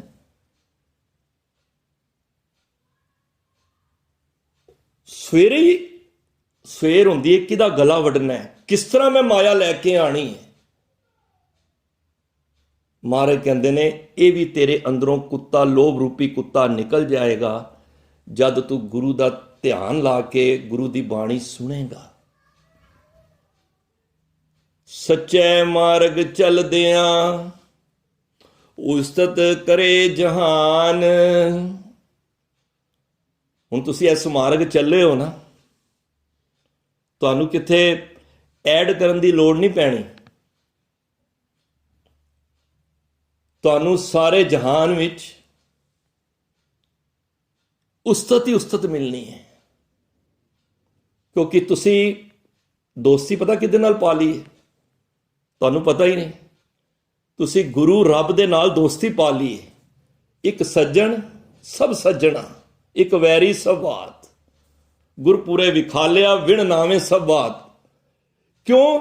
ਕਿਉਂਕਿ ਤੁਸੀਂ ਜਿਹਦੀ ਉਸਤਤ ਕਰ ਰਹੇ ਹੋ ਨਾ, ਦੇਖੋ ਕਿਸੇ ਦੁਨੀਆ ਦੇ ਬੰਦੇ ਦੀ ਉਸਤਤ ਕਰੋਗੇ ਨਾ, ਉਹ ਕੁਝ ਚੰਦ ਜਗ੍ਹਾ ਤੇ ਰਹਿ ਜਾਏਗੀ, ਉਹ ਉੱਥੋਂ ਤੱਕ ਹੀ ਉਸਤਤ ਹੈ।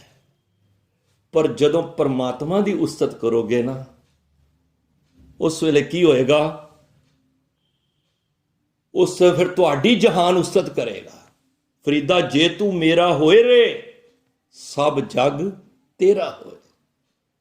ਤਾਂ ਮਹਾਰਾਜ ਕਹਿੰਦੇ ਨੇ, ਜੇ ਸੱਚੇ ਦੇ ਮਾਰਗ ਚੱਲੋਗੇ, ਜੋ ਗੁਰ ਕਹੈ ਸੋਈ ਭਲ ਮਾਨੋ, ਹਰ ਹਰ ਕਥਾ ਨਿਰਾਲੀ। ਜੇ ਗੁਰੂ ਦੀ ਗੱਲ ਮੰਨ ਕੇ ਅਸੀਂ ਚੱਲਾਂਗੇ ਸੱਚੇ ਮਾਰਗ ਤੇ, ਉਹ ਸਾਰਾ ਜਹਾਨ ਆਪੇ ਤੁਹਾਡੀ ਉਸਤਤ ਕਰੇਗਾ। ਫਿਰ ਤੁਹਾਨੂੰ ਕਿਤੇ ਪੋਸਟਰ ਲਾਉਣ ਦੀ ਲੋੜ ਨਹੀਂ ਪੈਣੀ। ਕਈ ਜਗ੍ਹਾ ਤੇ ਅਸੀਂ ਜਾਂਦੇ ਹਾਂ ਨਾ, ਹਾਲਾਂਕਿ ਕੋਈ ਕਮਾਈ ਨਹੀਂ, ਕੋਈ ਕੁਛ ਨਹੀਂ, ਉਹਨਾਂ ਨੂੰ ਇੰਨਾ ਪਤਾ ਸੰਗਤ ਕਰਦੇ ਨੇ, ਕਈ ਵੈਸੇ ਹੀ ਸੀਸ ਝੁਕਾ ਦਿੰਦੇ ਨੇ। ਤੇ ਉਸ ਵੇਲੇ ਗੁਰੂ ਸਾਹਿਬ ਦੇ ਅੱਗੇ ਇਹ ਗੱਲ ਕਹੀਦੀ, ਮਹਾਰਾਜ ਇਹ ਵਡਿਆਈ ਤੇਰੇ ਨਾਮ ਦੀ, ਕਹੋ ਨਾਨਕ ਸਭ ਤੇਰੀ ਵਡਿਆਈ, ਕੋਈ ਨਾਮ ਨਾ ਜਾਣੇ ਮੇਰਾ। ਮੈਨੂੰ ਕਿੰਨੇ ਪੁੱਛਣਾ ਸੀ, ਪਰ ਜਿਹੜੀ ਵਡਿਆਈ ਹੈ ਤੁਹਾਡੇ ਕਰਕੇ ਮੈਨੂੰ ਮਿਲਦੀ ਪਈ ਹੈ, ਨਹੀਂ ਤੇ ਮੇਰੀ ਕੀ ਪਾਇਆ ਸੀ। ਮੇਰੇ ਵਰਗੇ ਕਈ ਟੁਰ ਰਹੇ ਨੇ। ਜਿਹੜਾ ਵੀ ਇਸ ਲਾਈਨ ਦਾ ਪਾਂਦੀ ਹੋ ਜਾਂਦਾ ਨਾ, ਫਿਰ ਮਾਰੇ ਕਹਿੰਦੇ ਨੇ, ਹਰ ਕਾ ਭਗਤ ਪ੍ਰਗਟ ਨਹੀਂ ਛਪੈ। ਉਹ ਫਿਰ ਛਪਦਾ ਨਹੀਂ ਹੈ, ਉਹ ਫਿਰ ਉਸਤਤ ਹੁੰਦੀ ਸਾਰੇ ਜਹਾਨ ਵਿੱਚ ਹੁੰਦੀ ਹੈ। ਉਹ ਪਰਮਾਤਮਾ ਆਪ ਕਰਾਂਦਾ ਹੈ, ਜੋ ਹਰ ਦਾਸਨ ਕੀ ਉਸਤਤ, ਸਾ ਹਰ ਕੀ ਵਡਿਆਈ। ਹਰ ਆਪਣੀ ਵਡਿਆਈ ਭਾਵਦੀ, ਜਨ ਕਾ ਜੈਕਾਰ ਕਰਾਈ। ਜੋ ਹਰੀ ਦੇ ਦਾਸਾਂ ਦੀ ਉਸਤਤ ਹੈ ਨਾ, ਉਹ ਹਰੀ ਦੀ ਵਡਿਆਈ ਹੈ। ਜਦੋਂ ਤੁਸੀਂ ਹਰੀ ਦੇ ਦਾਸ ਦੀ ਉਸਤਤ ਕਰਦੇ ਹੋ ਨਾ, ਸਮਝੋ ਹਰੀ ਦੀ ਵਡਿਆਈ ਹੈ। ਤੇ ਹਰ ਆਪਣੀ ਵਡਿਆਈ ਪਾਉਣ ਵਾਸਤੇ ਜਨ ਦਾ ਜੈਕਾਰ ਕਰਾ ਦਿੰਦੀ ਹੈ। ਦਰਅਸਲ ਵਡਿਆਈ ਪਰਮਾਤਮਾ ਦੀ ਹੋ ਰਹੀ ਹੈ, ਪਰ ਉਹ ਜੈਕਾਰ ਜਨ ਦਾ ਕਰਵਾ ਦਿੰਦੀ ਹੈ। ਤਾਂ ਇਹ ਸਰਕਲ ਇੱਕ ਬਣਿਆ ਹੋਇਆ ਹੈ। ਤਾਂ ਗੁਰੂ ਸਾਹਿਬ ਕਹਿੰਦੇ, ਸੱਚੇ ਮਾਰਗ ਚਲਦਿਆਂ ਉਸਤਤ ਕਰੇ ਜਹਾਨ। ਸਾਰਾ ਜਹਾਨ ਫਿਰ ਜਦ ਤੁਸੀਂ ਇਸ ਮਾਰਗ ਤੋਂ ਅੰਮ੍ਰਿਤ ਵੇਲਾ ਸੰਭਾਲਿਆ, ਨਿਤਨੇਮ ਕਰਦੇ ਹੋ, ਸਹਿਜ ਪਾਠ ਦੀ ਸੇਵਾ ਨਿਭਾਉਂਦੇ ਹੋ, ਕਰ ਮਨ ਮੇਰੇ ਸਤ ਵਿਵਹਾਰ, ਉਸਤਤ ਮਨ ਮੇ ਕਰ ਨਿਰੰਕਾਰ, ਕਰ ਮਨ ਮੇਰੇ ਸਤ ਵਿਵਹਾਰ ਵਾਲੀ ਅਵਸਥਾ ਤੇ ਆਉਂਦੇ ਹੋ, ਫਿਰ ਜਹਾਨ ਤੁਹਾਡੀ ਉਸਤਤ ਕਰਦਾ ਹੈ। 68 ਤੀਰਤ ਸਗਲ ਪੁਨ ਜੀ ਦਇਆ ਪਰਵਾਨ। ਮਾਰੇ ਕਹਿੰਦੇ ਨੇ 68 8 60 8 ਤੇ 60 68 68 ਤੀਰਥਾਂ ਦਾ ਜਿਹੜਾ ਸਗਲ ਪੁੰਨ ਹੈ ਨਾ, ਉਹ ਵੇ ਜੀਆਂ ਤੇ ਦਇਆ ਕਰਨੀ। ਇਹ ਗੁਰੂ ਸਾਹਿਬ ਸਾਨੂੰ ਕਹਿੰਦੇ ਨੇ, ਇੰਨਾ ਫਲ ਤੁਹਾਨੂੰ ਨਾ, ਜਿਹੜੇ 68 ਤੀਰਥਾਂ ਦਾ ਜਿਹੜਾ ਲਾਭ ਹੈ ਨਾ, ਤੁਹਾਨੂੰ ਇਹ ਜੀਆਂ ਦੇ ਉੱਤੇ ਦਇਆ ਕਰਕੇ ਤੁਹਾਨੂੰ ਪ੍ਰਾਪਤ ਹੋ ਜਾਏਗਾ। देखो बड़े बड़े बंदे ने दान देने वाले, पर जियां ते दया तद ही आएगी जद गुरु की बाणी दे नाल जुड़ांगे। ये करोना काल आया ना, ਜਿਹੜੇ ਗੁਰੂ ਦੇ ਪਿਆਰੇ ਨੇ ਉਹ ਦਇਆ ਵਾਸਤੇ ਨਿਕਲੇ ਨੇ ਨਾ, ਆਪਣੀ ਜਾਨ ਦੀ ਨਾ ਪ੍ਰਵਾਹ ਵੀ ਕਰਦੇ ਆ,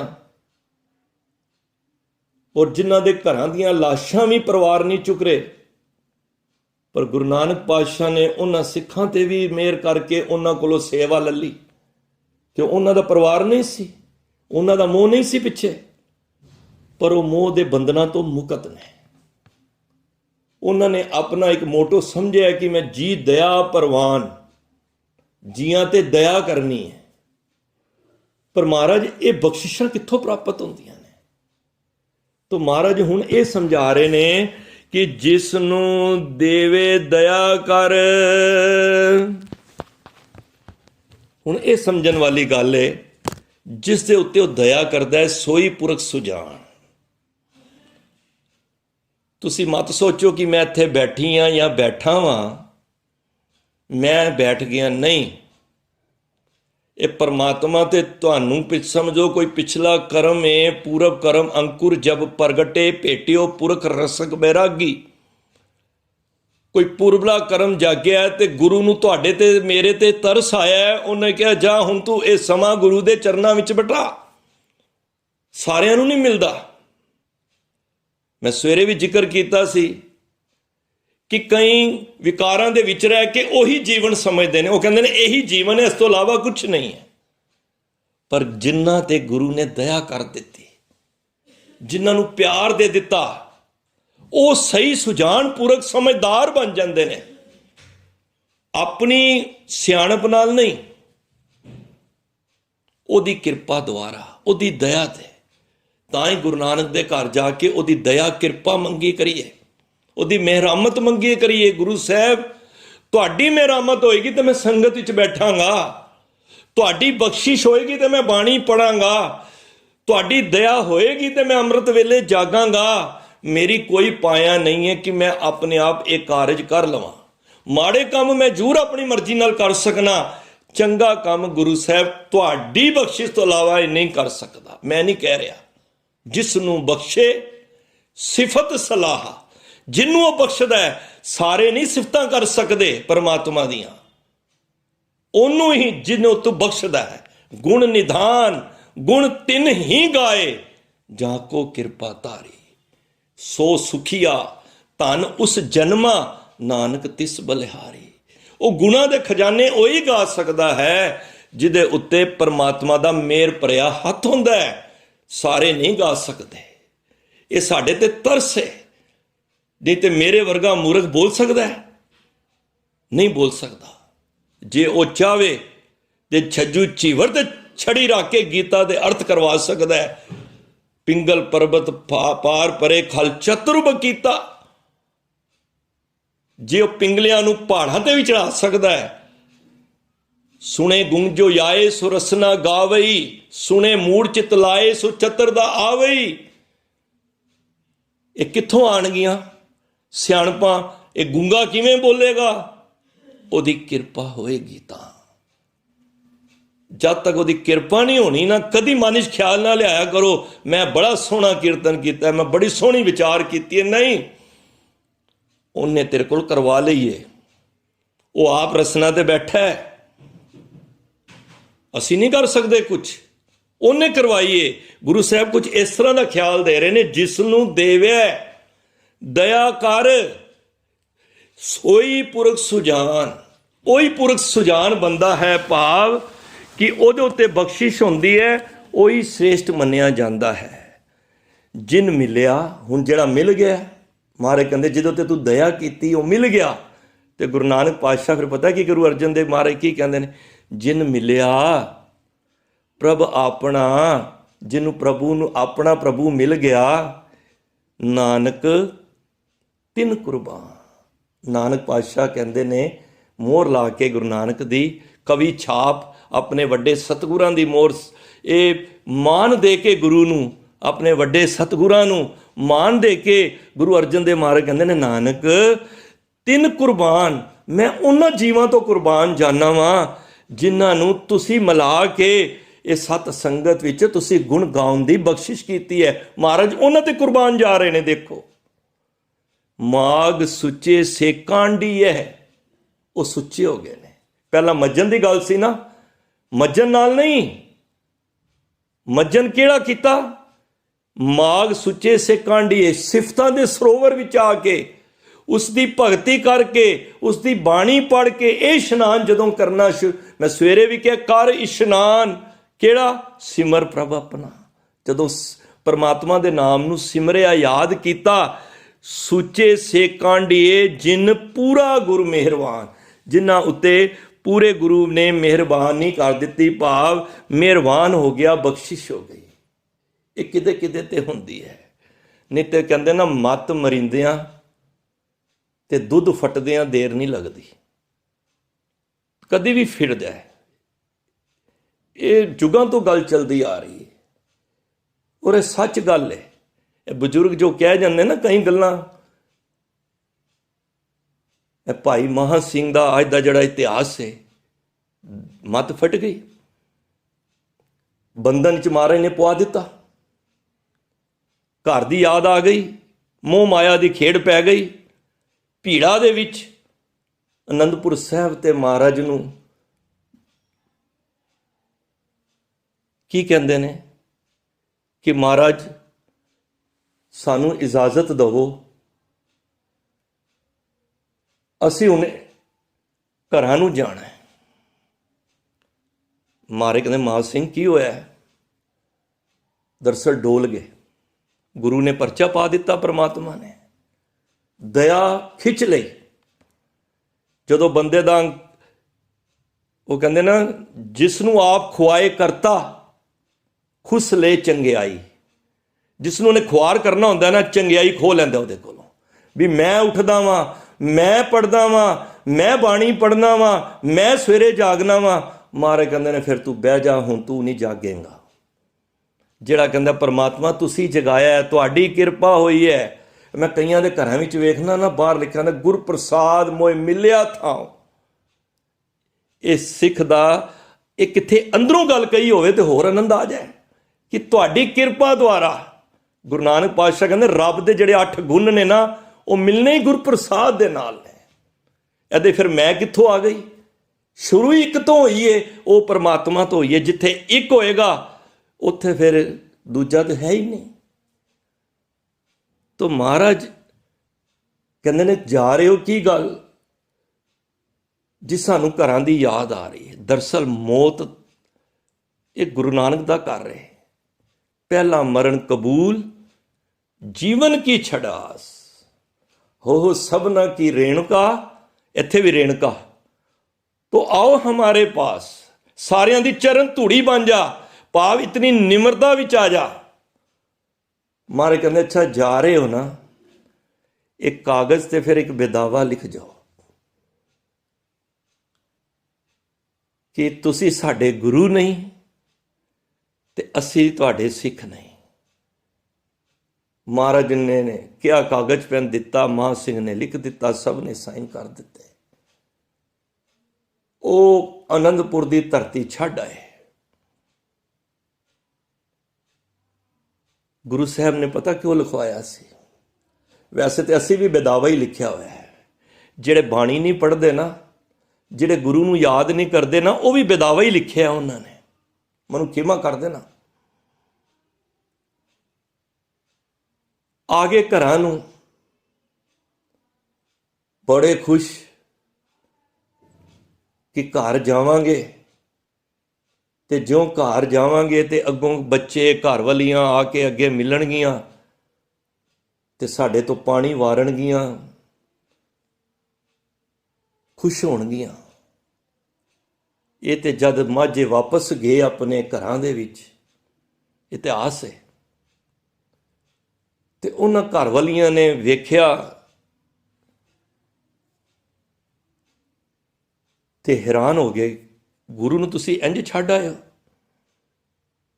ਬੂਹੇ ਬੰਦ ਕਰ ਲਏ। ਕਿਹਾ, ਲੋ ਚੂੜੀਆਂ ਪਾ ਲਓ, ਤੁਸੀਂ ਚੌਕਾ ਵਗੈਰਾ ਸੰਭਾਲੋ, ਜਿਸ ਗੁਰੂ ਨੂੰ ਤੁਸੀਂ ਛੱਡ ਕੇ ਆਏ ਹੋ, ਅਸੀਂ ਉਸ ਗੁਰੂ ਦੇ ਕੋਲ ਜਾ ਰਹੇ ਹਾਂ। ਇਹ ਤੇ ਭਾਗਾਂ ਵਾਲੀ ਏ, ਭਾਗ ਕੋਰ, ਜੋ ਕਦੀ ਨਾ ਭੁੱਲਣ ਵਾਲੀ ਐਸੀ ਮਾਤਾਵਾਂ ਵੀ ਨੇ, ਜਿਨ੍ਹਾਂ ਦੇ ਹਿਰਦੇ ਦੇ ਵਿੱਚ ਇਤਨਾ ਰੋਸ ਆਇਆ ਕਿ ਮਾਂ ਸਿੰਘ, ਤੁਸੀਂ ਜਿਹੜਾ ਕੰਮ ਕਰਕੇ ਆਏ ਹੋ ਨਾ, ਇਹ ਸਾਡੀ ਇਸ ਧਰਤੀ ਨੂੰ ਤੁਸੀਂ ਦਾਗ ਲਾਏ ਹੋ। ਤੁਹਾਨੂੰ ਜਾਨਾਂ ਪਿਆਰੀਆਂ ਸੀ,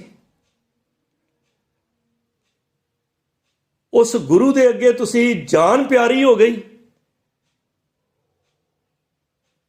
ਦੇਖੋ ਅੱਜ ਇਹ ਮਾਤਾਵਾਂ ਕਰਕੇ ਧਰਤੀ ਟਿਕੀ ਹੈ। ਗੁਰਬਾਣੀ ਚ ਕਹਿੰਦਾ ਨਾ, ਜਿਨ ਹਰ ਹਿਰਦੇ ਨਾਮ ਨਾ ਬਸਿਓ, ਇਹ ਮਾਂ ਵਾਸਤੇ ਕਿਹਾ ਜੇ। ਤਿਨ ਮਾਤ ਕੀਜੇ ਹਰ ਬਾਂਝਾ, ਜਿਹਦੇ ਹਿਰਦੇ ਵਿੱਚ ਨਾਮ ਨਹੀਂ ਹੈ ਨਾ, ਜਿਨ ਹਰ ਹਿਰਦੇ ਨਾਮ ਨਾ ਬਸਿਓ, ਤਿਨ ਮਾਤ ਕਰੀਜੇ ਹਰ ਬਾਂਝਾ, ਜਿਹਦੇ ਮਾਂ ਦੇ ਹਿਰਦੇ ਵਿੱਚ ਪ੍ਰਭੂ ਦਾ ਨਾਮ ਨਹੀਂ ਹੈ ਨਾ, ਉਹ ਮਾਂ ਨਾ ਬਾਂਝ ਚੰਗੀ ਹੈ। ਸਭ ਤੋਂ ਵੱਡਾ ਦੁੱਖ ਮਾਂ ਨੂੰ ਕੋਈ ਆ ਕੇ ਇਹ ਟੋਨ ਕੱਸ ਦੇ ਨਾ, ਕੋਈ ਮਿਹਣਾ ਮਾਰ ਦੇ ਕਿ ਤੂੰ ਤੇ ਬਾਂਝ। ਕਰਮੋਂ ਨੇ ਮਾਰਿਆ ਸੀ ਨਾ ਮਾਤਾ ਗੰਗਾ ਜੀ ਨੂੰ, ਸਹਾਰ ਨਹੀਂ ਪਾਏ, ਤੇ ਅਰਦਾਸ ਬੇਨਤੀ ਪਤੀ ਗੁਰੂ ਨੂੰ ਕੀਤੀ, ਤਿਨ ਸੁੰਜੀ ਦੇ ਫਿਰੇ ਬਿਨ ਆਵੇਂ, ਓਏ ਖੱਪ ਖੱਪ ਮੂੰਹੇ ਕਰਾਂਜਾ। ਜਿਹੜੀਆਂ ਮਾਤਾਵਾਂ ਭੈਣਾਂ ਬੱਚੀਆਂ ਆਪਣੇ ਬੱਚਿਆਂ ਨੂੰ ਇਸ ਪਾਸੇ ਨਹੀਂ ਲਾਉਂਦੀਆਂ ਨਾ, ਜਨਨੀ ਜਨੇ ਤਾਂ ਭਗਤ ਜਨ ਕੇ ਦਾਤਾ ਕੇ ਸੂਰ, ਨਹੀਂ ਤਾਂ ਜਨਨੀ ਬਾਂਝ ਰਹੇ ਕਾਹੇ ਗਵਾਵੇ ਨੂਰ। ਜੇ ਇੱਕ ਜਨਨੀ ਭਗਤ ਨੂੰ ਜਨਮ ਨਹੀਂ ਦਿੰਦੀ ਨਾ ਮਾਂ, ਤੇ ਉਹ ਬਾਂਝ ਚੰਗੀ ਏ, ਕਿਉਂਕਿ ਉਹਨੇ ਆਪਣਾ ਬੱਚੇ ਨੂੰ ਜਨਮ ਦੇ ਕੇ ਆਪਣਾ ਨੂਰ ਨੂੰ ਵੀ ਗਵਾਇਆ, ਤੇ ਉਹ ਬੱਚੇ ਨੂੰ ਜਿਹੜਾ ਜਨਮ ਦਿੱਤਾ, ਤਿਨ ਸੁੰਜੀ ਦੇ ਫਿਰੇ ਬਿਨ ਨਾਵੇਂ, ਓਏ ਖੱਪ ਖੱਪ ਮੂਹੇ ਕਰਾਂਜਾ। ਜੇ ਮਾਂ ਹੋਵੇ ਤੇ ਭਾਗ ਕੌਰ ਵਰਗੀ ਹੋਵੇ। ਜਦੋਂ ਜੰਗ ਦੇ ਵਿੱਚ ਫੱਟੜ ਹੋਈ ਪਈ ਸੀ ਨਾ, ਮਹਾਰਾਜ ਨੇ ਕਿਹਾ ਬਾਣਾ ਤੇ ਪਾਇਆ ਹੋਇਆ ਨੀਲਾ, ਵੇਸ਼ ਭੂਸ਼ਾ ਤੇ ਮਰਦਾਂ ਵਾਲੀ ਪਾਈ, ਇਹ ਕੌਣ ਹੈ? ਦੇਖਿਆ ਤੇ ਮਾਤਾ ਭਾਗ ਕੌਰ ਫੱਟੜ ਹੋਈ ਪਈ ਸੀ, ਉਹ ਖਿਦਰਾਣੇ ਦੀ ਧਾਵ ਤੇ। ਮਹਾਰਾਜ ਨੇ ਭੇਜ ਕੇ ਸਿੰਘਾਂ ਨੂੰ ਉਹਨੂੰ ਮਰਮ ਪੱਟੀ ਕਰਵਾਈ, ਤੇ ਮਹਾਰਾਜ ਨੇ ਉੱਥੇ ਇੱਕ ਗੱਲ ਕਹੀ ਸੀ, ਮਾਤਾ ਭਾਗ ਕੌਰ, ਅੱਜ ਮੈਂ ਸਭ ਤੋਂ ਜ਼ਿਆਦਾ ਖੁਸ਼ ਹਾਂ। ਤੇ ਭਾਈ ਦਇਆ ਸਿੰਘ ਜੀ ਕਹਿੰਦੇ, ਮਹਾਰਾਜ ਤੁਸੀਂ ਖੁਸ਼ ਕਿਉਂ ਹੋ? ਕਹਿੰਦੇ ਨੇ, ਜਿਸ ਧਰਮ ਦੇ ਅੰਦਰ ਮਾਤਾ ਭਾਗ ਕੌਰ ਵਰਗੀਆਂ ਇਸਤਰੀਆਂ ਹੋਣਗੀਆਂ, ਉਸ ਕੌਮ ਨੂੰ ਕਦੀ ਵੀ ਢਾਹ ਨਹੀਂ ਲੱਗ ਸਕਦੀ। ਐਸੀ ਸੂਰਵੀਰ ਔਰਤਾਂ ਹੋਣਗੀਆਂ, ਉਹ ਪੰਥ ਕਦੀ ਵੀ ਢਹਿੰਦੀ ਕਲਾ ਵਿੱਚ ਨਹੀਂ ਜਾਏਗਾ, ਉਹ ਸਦਾ ਚੜ੍ਹਦੀ ਕਲਾ ਵਿੱਚ ਰਹੇਗਾ, ਕਿਉਂਕਿ ਇਹਨਾਂ ਮਾਤਾਵਾਂ ਨੇ ਹੀ ਵੱਡੇ ਵੱਡੇ ਸੂਰਵੀਰਾਂ ਨੂੰ ਜਨਮ ਦੇਣਾ ਹੈ। ਸੋ ਕਿਉ ਮੰਦਾ ਆਖੀਏ ਜਿਤ ਜੰਮੇ ਰਾਜ਼ਾਨ। ਮਾਤਾ ਨੂੰ ਇਤਨਾ ਮਾਣ ਮਿਲਿਆ। ਘਰ ਵਿੱਚ ਬੱਚਾ ਹੋਣ ਵਾਲਾ ਹੋਏ ਨਾ, ਤੇ ਬਾਣੀ ਵਾਧੂ ਪੜਿਆ ਕਰੋ ਭੈਣੋ, ਮੇਰੀ ਬੱਚੀਓ। ਆਉਣ ਵਾਲੇ ਬੱਚੇ ਸੂਰਵੀਰ ਹੀ ਪੈਦਾ ਹੋਣਗੇ, ਕਿ ਦਾਤਾ ਕੇ ਸੂਰ, ਐਸੇ ਬੱਚੇ ਪੈਦਾ ਹੋਣਗੇ। ਅੱਜ ਉਹ ਮਾਤਾਵਾਂ ਕਿੱਥੇ ਨੇ? ਉਹਨਾਂ ਨੂੰ ਆਪ ਹੀ ਬਿਊਟੀ ਪਾਰਲਰ ਤੋਂ ਵੇਲ ਨਹੀਂ ਹੈ। ਕੋਸ਼ਿਸ਼ ਹੋਵੇ, ਅਸੀਂ ਛੋਟੇ ਹੁੰਦੇ ਸਨ, ਸਾਨੂੰ ਰੋਜ਼ ਸਾਡੀ ਮਾਤਾ ਦਾਦੀ ਰਾਣੀ ਦਾਦੀ ਜੀ ਇੱਕ ਛੋਟੀ ਜੀ ਜ਼ਰੂਰ ਗੁਰੂ ਨਾਨਕ ਪਾਤਸ਼ਾਹ ਦੀ, ਗੁਰੂ ਅੰਗਦ ਦੇਵ ਮਹਾਰਾਜ ਦੀ ਛੋਟੀ ਜੀ ਕਥਾ ਸੁਣਾਉਂਦੇ ਸਨ। ਕਹਿੰਦੇ ਸਨ, ਇੱਕ ਪਾਠ ਜਪਜੀ ਸਾਹਿਬ ਦਾ ਇੱਕ ਪੌੜੀ ਰੋਜ਼ ਕਰਿਆ ਕਰ। ਉਹ ਕੰਠ ਕਰਾਉਂਦੇ ਸਨ। ਅੱਜ ਮਾਤਾ ਆਪ ਹੀ ਨਹੀਂ ਪਾਠ ਕਰਦੀ, ਆਪ ਹੀ ਨਹੀਂ ਉੱਠਦੀਆਂ, ਤੇ ਫਿਰ ਉਹ ਜਿਹੇ ਬੱਚੇ ਸੰਸਾਰ ਵਿੱਚ ਆਉਣੇ ਨੇ ਨਾ, ਭਗਤ ਥੋੜਾ ਆਣਗੇ। ਤੇ ਜਦੋਂ ਉੱਥੇ ਪਹੁੰਚੇ ਮਹਾਂ ਸਿੰਘ ਤੇ ਬੜੇ ਸ਼ਰਮਸਾਰ ਹੋਏ। ਜਦੋਂ ਲਾਹਣਤਾਂ ਪਈਆਂ ਨਾ, ਲਾਹਣਤਾਂ ਪਰਿਵਾਰ ਦੇ ਜੀਆਂ ਨੇ ਲਾਹਣਤਾਂ ਪਾਈਆਂ। ਔਰਤਾਂ ਨੇ ਕਿਹਾ ਤੁਸੀਂ ਚੁੱਲ੍ਹੇ ਘਰ ਦੀਆਂ ਸਫਾਈਆਂ ਸੰਭਾਲੋ ਤੇ ਇਹ ਚੂੜੀਆਂ ਪਾ ਲਓ ਤੇ ਅਸੀਂ ਗੁਰੂ ਸਾਹਿਬ ਦੇ ਕੋਲ ਜਾ ਰਹੇ ਹਾਂ। ਉਸ ਵੇਲੇ ਫਿਰ ਸ਼ਰਮਸਾਰ ਹੋ ਕੇ ਭਾਈ ਮਹਾਂ ਸਿੰਘ ਦੀ ਅਗਵਾਈ ਵਿੱਚ ਜਦੋਂ 40 ਸਿੰਘ ਘਰੋਂ ਨਿਕਲੇ, ਇੱਧਰੋਂ ਮਹਾਰਾਜ ਚਲਦੇ ਚਲਦੇ ਖਿਦਰਾਨੇ ਦੀ ਧਾਮ ਤੇ ਪਹੁੰਚ ਗਏ ਤੇ ਇੱਧਰੋਂ ਮਾਤਾ ਭਾਗ ਕੌਰ ਵੀ ਨਾਲ, ਤੇ ਜੋ ਚੱਲੇ ਹੋਰ ਸਿੰਘ ਵੀ ਨਾਲ ਜੁੜ ਗਏ। ਅੱਜ ਵੀ ਇੱਕ ਭਾਈ ਸਾਹਿਬ ਦੱਸ ਰਹੇ ਸਨ ਕਥਾ ਦੇ ਵਿੱਚ ਕਿ ਮਹਾਰਾਜ ਦੀ ਦੇਖੋ ਨੀਤੀ ਕਿੰਨੀ ਪਿਆਰੀ ਹੈ। 40 ਸਿੰਘਾਂ ਨਾਲ 10 ਲੱਖ ਦੀ ਫੌਜ ਨਾਲ ਮਹਾਰਾਜ ਨੇ ਮੁਕਾਬਲਾ ਕੀਤਾ।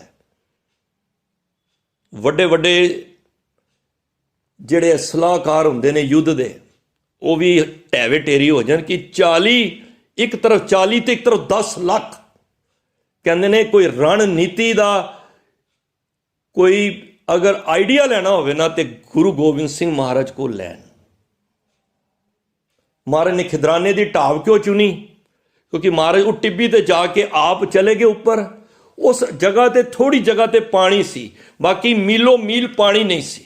ਮਹਾਰਾਜ ਨੂੰ ਪਤਾ ਸੀ ਜੇ ਫੌਜਾਂ ਕੋਲ ਪਾਣੀ ਨਾ ਹੋਇਆ ਤੇ ਆਪੇ ਢਹਿ ਢੇਰੀਆਂ ਹੋ ਜਾਣਗੀਆਂ। 14 ਜੰਗਾਂ ਗੁਰੂ ਸਾਹਿਬ ਨੇ ਲੜੀਆਂ ਨੇ, ਇੱਕ ਵੀ ਜੰਗ ਵਿੱਚ ਮਾਤ ਇਹ ਨਹੀਂ ਹਾਰੇ ਨੇ, ਸਭ ਜੰਗਾਂ ਜਿੱਤ ਪ੍ਰਾਪਤ ਹੋਈ ਹੈ। ਤੇ ਜਦ ਮਹਾਰਾਜ ਖਿਦਰਾਨੇ ਦੀ ਧਾਬ ਤੇ ਪਿੱਛੇ 30-40 ਹਜ਼ਾਰ ਫੌਜ ਆ ਰਹੀ ਸੀ, ਮਹਾਰਾਜ ਦੇ ਪਿੱਛੇ ਲੱਗੀ ਸੀ, ਤੇ ਮਹਾਰਾਜ ਜਦ ਖਿਦਰਾਨੇ ਦੀ ਢਾਬ ਦੇ ਉੱਤੇ ਬੈਠੇ ਤੇ ਯੁੱਧ ਸ਼ੁਰੂ ਹੋਇਆ ਤੇ ਮਹਾਰਾਜ ਵੇਖ ਕੇ ਹੈਰਾਨ ਹੋ ਗਏ, ਇਹ ਸਿੰਘ ਕਿੱਥੋਂ ਚੜ੍ਹਦੀ ਕਲਾ ਵਿੱਚ ਆ ਕੇ ਇੱਕ ਇੱਕ ਸਿੰਘ 400 500 ਨੂੰ ਮਾਰ ਕੇ ਢੇਰੀ ਹੋ ਰਿਹਾ ਹੈ।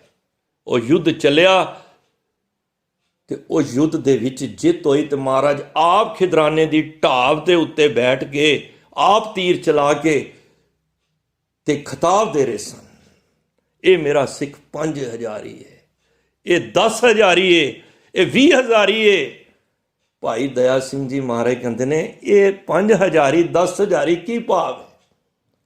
ਮਹਾਰਾਜ ਕਹਿੰਦੇ ਨੇ ਇਹ ਜਿਹੜਾ ਜਿਹਨੂੰ ਮੈਂ 5 ਹਜ਼ਾਰ ਹੀ ਕਹਿ ਰਹੇ ਹਾਂ ਨਾ, ਇਹ ਲੜਨ ਵਕਤ ਦੁਸ਼ਮਣ ਦੇ ਅੱਗੇ 5 ਕਦਮ ਅੱਗੇ ਆ ਕੇ ਉਹਨਾਂ ਲੜਨ ਗਿਆ ਹੈ, ਉਹ 10 ਕਦਮ ਅੱਗੇ, ਉਹ 20 ਕਦਮ ਚੱਲ ਕੇ, ਇਸ ਕਰਕੇ ਮੈਨੂੰ ਮਾਣ ਹੈ। ਯੁੱਧ ਸਮਾਪਤ ਹੋਇਆ, ਫੌਜਾਂ ਨੂੰ ਮਾਤ ਦਿੱਤੀ, ਜਿੱਤ ਹੋਈ। ਮਹਾਰਾਜ ਉਹ ਢਾਬ ਤੋਂ ਟਿੱਬੀ ਤੋਂ ਥੱਲੇ ਆਏ, 40 ਦੇ 40 ਸਿੰਘ ਸ਼ਹੀਦ ਹੋਏ ਪਏ ਸਨ। ਸਭ ਨੂੰ ਦੇਖਿਆ ਦਇਆ ਸਿੰਘ ਜੀ ਨੇ, ਪਰ ਥੋੜੇ ਥੋੜੇ ਸਵਾਸ ਮਾਂ ਸਿੰਘ ਤੇ ਚੱਲ ਰਹੇ ਸਨ। ਮਹਾਰਾਜ ਕੋਲ ਆ ਗਏ,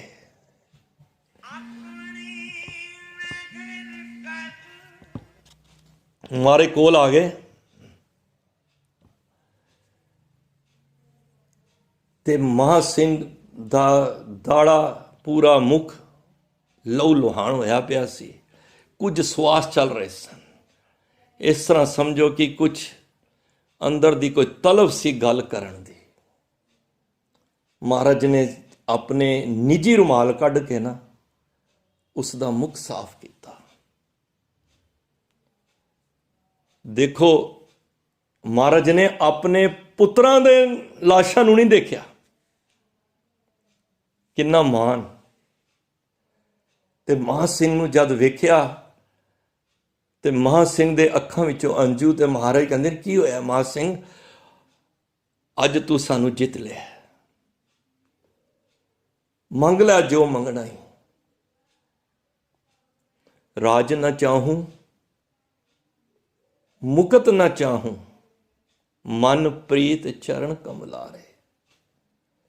ਗੁਰੂ ਦਾ ਪਿਆਰਾ ਨਾ ਮੁਕਤੀ ਚਾਹੁੰਦਾ ਨਾ ਰਾਜ ਚਾਹੁੰਦਾ ਕੋਈ। ਕਹਿ ਮਾਨ ਸਿੰਘ ਤੈਨੂੰ ਉਮਰ ਬਖਸ਼ ਦਿੰਦੇ ਆ, 40 50 100 ਸਾਲ ਜਿੰਨੀ ਕਹਿਣਾ। ਮਹਾਰਾਜ ਕਹਿੰਦੇ ਨਾ ਇੱਕ ਦਿਨ ਤੇ ਖੇ ਹੋਣੀ ਹੋਣੀ ਹੈ। ਬੁੱਢਾ ਹੋਆ ਸ਼ੇਖ ਫਰੀਦ ਕੰਬਨ ਲੱਗੀ ਦੇ, ਜੇ 100 ਵਰਿਆਂ ਜੀਵਨਾ ਪੀ ਤਨ ਹੋ ਸਿੱਖੇ, ਫਰੀਦ ਸਾਹਿਬ ਕਹਿੰਦੇ ਨੇ ਭਾਵੇਂ ਮੈਂ 100 ਸਾਲਾਂ ਦਾ ਵੀ ਹੋ ਜਾ ਨਾ, ਇੱਕ ਦਿਨ ਤੇ ਖੇ ਹੋਣੀ ਹੋਣੀ ਹੈ ਮੇਰੀ, ਇਹ ਸਰੀਰ ਮੇਰਾ ਖੇ ਹੋਣਾ ਹੀ ਹੋਣਾ ਹੈ। ਕਬੀਰ ਧੂਰ ਸਕੇਲ ਕੇ ਪੁੜੀਆ ਬੰਦੀ ਦੇ, ਦਿਵਸ ਚਾਰ ਕੋ ਪੇਖਣਾ, ਅੰਤ ਖੇ ਕੀ ਖੇ, ਇਹ ਤੇ ਖੇ ਹੀ ਹੋਣੀ ਹੈ।